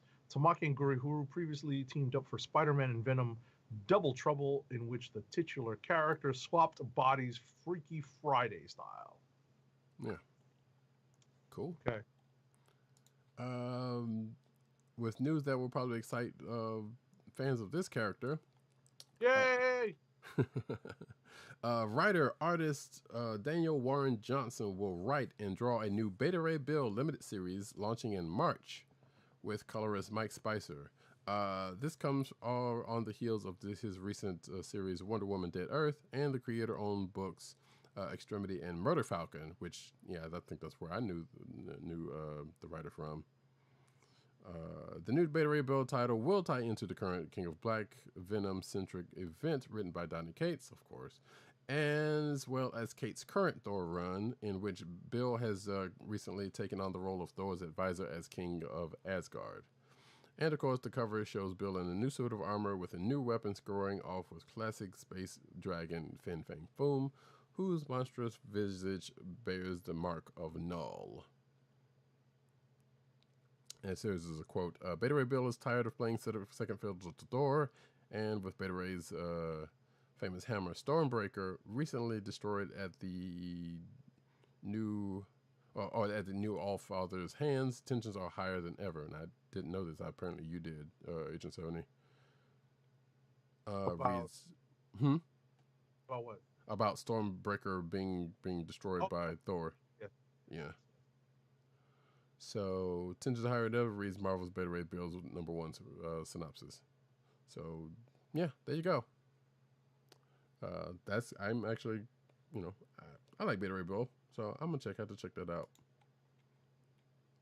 I definitely will. All right, next up, Cindy Moon is swinging back into comics with a new Silk series coming in March, and Marvel unveiled the cover and a number of variants for the book. Written by novelist Maureen Gu, who's written, I believe, in A Thing Called Love. Excuse me. Mm-hmm. Somewhere Only We Know, and Somewhere Only We Know, with art from Takeshi Miyazawa. Yay! The new Silk series will explore the intersecting identities of Cindy Moon, the reporter, and Silk, the superhero, featuring J. Jonah Jameson and his latest media organization, along with a fresh set of mysteries, both street level and supernatural. The series will dive deep into what makes Silk unique. Hopefully, the series lasts a little while because Silk titles have had fits and starts. Yeah, definitely. And you can see the variant covers if you check out the article of this. Yeah, I'm looking forward to checking this out also because I like the character. Definitely Takmizawa's art is going to be a draw here as well. So cool. Avengers writer Jason Aaron on the Phoenix fight, Captain America, Wolverine, and more. Avengers 40 sends Earth Mighty Zero into a tournament to become the new host of the Phoenix Force, which we just got off an event that has a tournament in it. But anyway, in the kickoff of the story, Enter the Phoenix, and as a part of the tournament, all characters involved will receive a small portion of the Phoenix's power. To that end, Avengers artist Javier Garron has designed at least 20 new looks for the Phoenix-imbued heroes and villains, according to the series writer Jason Aaron, and we've got to look at some of those designs, which you can check out at least. Well, I guess that's a slideshow here. Yeah, so you can check out some of them in the article below. So cool. Next up. All right. 4 new Marvel-themed unmatched game tiles are coming from Mondo Restoration Games in 2021. Mondo and Restoration Games have teamed up with Marvel to create several additions to their unmatched line of miniatures dueling tabletop games planned for release beginning in summer of 2021. 4 new sets have been announced. Redemption Row, featuring Luke Cage, Ghost Rider, and Moon Knight. Hell's Kitchen, featuring Daredevil, Elektra, and Bullseye. Teen Spirit, including Miss Marvel, Squirrel Girl, and Cloak and Dagger. And for King and Country, featuring Black Widow, Black Panther, and Winter Soldier. Really, no Captain Britain, huh? Yeah, no, right? But I guess it's King and Country, not Queen and Country. I mean, they could still put. I mean, if they wanted to, they could put Brian in there if that was the case. Yep. But yeah, I ain't no telling what the decision was behind it. I'd never heard of this before this, so that's if you're a miniature board game fan, hey, have at it. You got me. Yeah. Transformers Generations Combiner Wars Devastator returns to Hasbro Pulse. You read that right. Following Australia's limited release announcement, Hasbro Pulse has reissued the Transformers Generations Combiner Wars Devastator box set for shipping January 15th, 2021 for $150. And you can see images and read the description of it in this article. For those that don't know, Devastator is a combiner who's basically like a Constructicons. It's made out of 6 robots, and they all put together into this big nine thing. And it was a much sought after toy for some folks when they were little. Actually, I think I had most, if not all of them. Now that I think about it, some kind of way. Regardless, and I know I've seen a set of this in stores in Walmart, like as of recently, but I think that is a different. That might be a different set. I don't know. I'm not sure what the difference between this set and that set that's out already. So, but anyway, next up. Next year, Star Wars The High Republic will leap even further back in a galaxy far, far away. The publishing initiative will feature the Jedi Knights at the height of their influence, which writer Daniel Jose Older is looking forward to exploring. Older, who will write Star Wars The High Republic Adventures with Harvey Tolibao on art, spoke to CBR about shaping the distant past of the Star Wars universe. Cool. Indeed. Images crossover references one of Spawn's most memorable moments, and this is a spoiler for crossover number 2, which came out last week, which you read already, correct? I did. Yeah. So apparently you might know a little bit more about this than I do because I still haven't read it yet. But apparently there's a very familiar exposition. Well, according to this, there's exposition. We see a very familiar prison scene, harkening back to a story from one of Image's earliest character, Spawn. The illustrations themselves reference one of Todd McFarlane's and Dave Sims' most memorable storylines, aptly named "Crossing Over." This doesn't seem like a mistake either, but an intentional choice for this meta-series to reference a storyline that acted as a direct commentary of the comic book industry and the origin of Image Comics. So, cool. Next up, Z2 Comics will release a biography of Elvis Presley in graphic novel form with Authentic Brands Group, the owner of the Elvis Presley estate. The company's announced. The new volume, Elvis the Graphic Novel, will feature story by Chris Miskevich, who wrote the Grateful Dead biography for Z2, and art by Michael Scheifer. Z2 did not indicate what the license from the estate adds to the standard edition of the graphic novel released to trade, although it's clearly a big plus for the limited edition, which includes a picture disc version of Elvis's debut album. Okay. All right. Grant Morrison teams up with Donny Cates for a Tomahawk origin story. Donny Cates and Ian Betterman are following up their recent creator-owned series A Tomahawk with plans for a toy version of the lead character, Cyberzerker. Oh, jeez. They're using Kickstarter to raise funds for this project and have now unleashed a unique reward, a standalone comic written by Grant Morrison. A Tomahawk was a 2017 serial in heavy metal, following a sword-wielding apocalyptic warrior on a quest to free his imprisoned god. After its serialization, Image Comics published a collection edition of A Tomahawk. If the Kickstarter goes through, then folks at a certain level will get said comic book by Morrison. So cool. Next up, Rob Liefeld has signed on to, quote, reimagine, unquote, Archie Comics' superhero universe in a new 2021 event series titled Mighty Crusaders. He claims that he's been chomping at the bit to work with the folks at Archie and to do something with those legendary characters. Liefeld said, "The Shield is the first patriotic comic book icon predating Captain America. These are the original comic book superheroes with a glorious history behind them. He is psyched tell the story and to turn his fans on to those characters." Okay. Sure, guy. Batman, Grifter, Harley Quinn, Poison Ivy, more lead new DC title launching in March. So those folks just mentioned will lead an ongoing DC anthology launching this March titled Batman Urban Legends. It's picking up from the Future State anthology format. Along with some of its serials and creative, the 64-page monthly Batman Urban Legends anthology will be the third major Batman title, standing alongside Batman and Detective Comics. Writer, which is weird to say, writer Chip Zdarsky and artist Eddie Barrows will lead the anthology with a 6-part Batman Red Hood story that finds Jason Todd investigating a new lethal drug that is sweeping Gotham City. So yeah, there is that. Next. Alrighty. Next up, Tom King has tweeted new art by Clayman showing off a new redesign for Helena Wayne, aka the Huntress. This is apparently art tied to March 2021's Batman Catwoman number 4, whose solicitation and covers are expected to be revealed later this week. The redesign is a dramatic departure from 2016's design by Yannick Paquette, or even the one preceding it, 2003's Jim Lee design. Gone is the domino mask, and in its place is a pointy-eared cowl like her parents' costumes, particularly reminiscent of the original 1939 Batman design by Bill Finger. Okay. New Superman and Actions Comics creators aiming to change the Man of Steel forever and DC forever.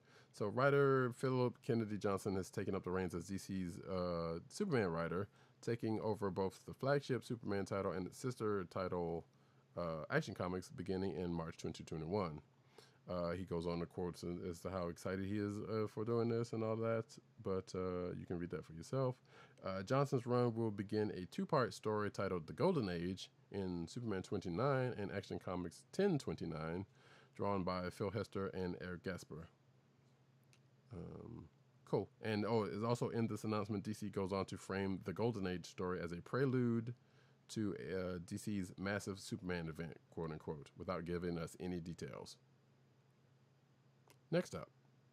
Alrighty, next up, in the spirit of DC's iconic Eisner Award-winning Batman Black and White anthology series, DC proudly announces Superman Red and Blue, a new 6-issue DC miniseries presenting fresh new visions of the Man of Steel, featuring an incredible slate of comics' most exciting and innovative storytellers, creating comics paired back to Superman's two signature colors of red and blue. To start things off in March's Superman Red and Blue #1, Academy Award-winning writer of DC Future State The Next Batman, John Ridley, joins artist Clayton Henry to tell a story of Clark Kent as he confronts a villain who still haunts him. Okay. There's a couple of more stories by Brandon Easton and Steve Lieber. And writer-artist Wes Craig tells a tale of Superman's early days. And Marguerite Bennett jumps in there too with artist Jill Thompson. Cool. Yeah. The official Japanese Twitter account for American comics publisher DC Comics announced on Thursday that is now launching a collaboration with Kodansha's Morning magazine. The first part of the collaboration will be the launch of 2 manga in Morning. The first manga, Batman Justice Buster, will launch in the magazine's combined 4th and 5th 2021 issue on December 24th. Manga creator duo, I'm not gonna do it. I apologize because I'm not gonna butcher your names. But there's a couple of mangaka that are in charge of this manga. And Morning previously announced that the duo will launch a new manga in the magazine on December 24th. The second manga, Wenope Joker, the one-man operation, will launch in the magazine's 6th 2021 issue on January 7th. Space Battleship Tiramisu manga writer is writing the manga. That is Satoshi Miyakawa. I can say that one. And Keisuke Goto is drawing the art. The manga will also serialize on Kodansha's Comic Days website. So look forward to that, you manga fans. Next up, Tom Taylor and Bruno Redondo are taking over DC's ongoing Nightwing title with March's number 78. But Dick Grayson's title won't be a solo act, as his on-again, off-again love interest Barbara Gordon, a.k.a. Batgirl, will be by his side in the returning series. The all-new, all-different dynamic duo are returning to Bloodhaven in a renewed attempt by Nightwing to make the city safe for everyone. Apparently, Bloodhaven has elected a new mayor with the last name Zuko, which can't be good for DC's first sidekick and former Robin. But is it good for Bloodhaven? That's part of DC's description of the first arc. Okay. Weird. It's almost like the Pink King becoming mayor of New York. That would never happen. Next up, let's see. Dark Horse Comics will launch Critical Role: The Tales of Exandria, a new 4-issue miniseries on March 17th. The first in a series of bi-monthly comics focused on side characters and stories. Critical Role: The Tales of Exandria, The Bright Queen, focuses on Laylas Kryn, the Bright Queen of the Kryn dynasty. Over multiple lives, Laylas has sought to assemble the Luxon and use its power to bring a golden age to those under her rule. So, for those Critical Role fans, want more Critical Role comic books than any other Critical Role in any form, there you go. And that, folks, is it for the news. I know it was a lengthy one. Thank you for bearing with us. We got one more ad to read to go before we can close this out. And you know what we read when it's been a long show, keep our podcast free by shopping at Amazon. Visit cspn.us, then click the Keep Our Podcast Free link at the top of the page. From there, scroll down and click on the Amazon link to shop. Purchase items from Amazon as you normally would, whether it's books, music, electronics, jewelry, apparel, or Marvel Legends. For every purchase made on Amazon through our link, Amazon sends the CSPN a payment that helps us keep the Comic Book Chronicles podcast free for our listeners at no extra cost to you. Amazon.com through cspn.us. Do it today. And that, folks, brings us to the end of another Comic Book Chronicles. We actually didn't talk about the thing that we said we were going to talk about. And that is what's going to happen in the next couple of weeks of the show, being that it's Christmas holiday. We can safely say that we're probably not going to do a show on next Thursday because that's Christmas Eve. Right. Or the 31st, which is New Year's Eve. So we can safely say we're not going to have shows on those two Thursday nights. We may do a show those weeks. We're not sure. We'll talk about that behind the scenes and we'll let you know. But you follow our social media for that information. Yes, absolutely. You know, there's always a quiet time in between those holidays, so we may squeeze something in. We will see and check our schedules. Indeed. And of course, we are running headlong into our 400th episode, which will be in 5 episodes. So depending on when these next couple will be, it'll either be somewhere near the end of January or February, depending on how this works out. Exactly.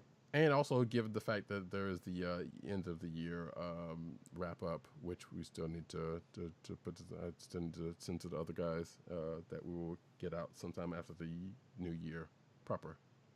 Alrighty. So until then, folks, I have been Roddycat. You can find me at Roddycats on Twitter, News Nerds Need on Twitter, and CBCaps on Instagram. Agent_70 on Twitter and Instagram. Our partners who are not here, PC_Dirt on Twitter, Pop Culture Net on Twitter, popculturenetwork.com and his umbrella sites therein, and probably still doing Bite the Vine replacement under Comic Reviews No Vowels. Tim DOG98 on Twitter, the Osiris of this ish. You can find him at that on Twitter. You can find him on Twitter at CBCron, which is the Comic Book Chronicles Twitter account. You can also find him at the DClickNation on Twitter. That's DKLIQNATION, all one word. Also, theclicknation.com. And also, Comic Book Resources, where he's over there writing his face off. Go get that man some clicks. You can find this here podcast, which now that I think about it, I don't remember if I said earlier in the show. You can find this podcast on the Coastal of the Podcast Network, that's cspn.us. Do it today. And you can also find this here podcast on your podcast perusal place of choice, whether it be Google Play, Apple iTunes, aka Apple's podcast, Spotify, or the Coastal of the Podcast Network's SoundCloud page. Looking at myself in the preview, I really need to stop that. You can also find us recording here every Thursday night, which extends into the next couple of weeks, on youtube.com/theclicknation or twitch.tv/Comic Book Chronicles, all one word on that one, by the way, 9:30-ish p.m. on said Thursday nights. And of course, the audio podcast comes out later on in the week on the aforementioned CSPN and other places. All right, folks, that is it. We will see you on the next episode, whenever that shall be. If it is, well, it is definitely going to be after Christmas. So if it is not, Happy Christmas, Merry Christmas, Happy New Year, if it happens to be after New Year's or some variation between that. Merry Christmas, everybody. Indeed. And with that, this has been the Comic Book Chronicles. Peace. Peace. One. Wakanda forever!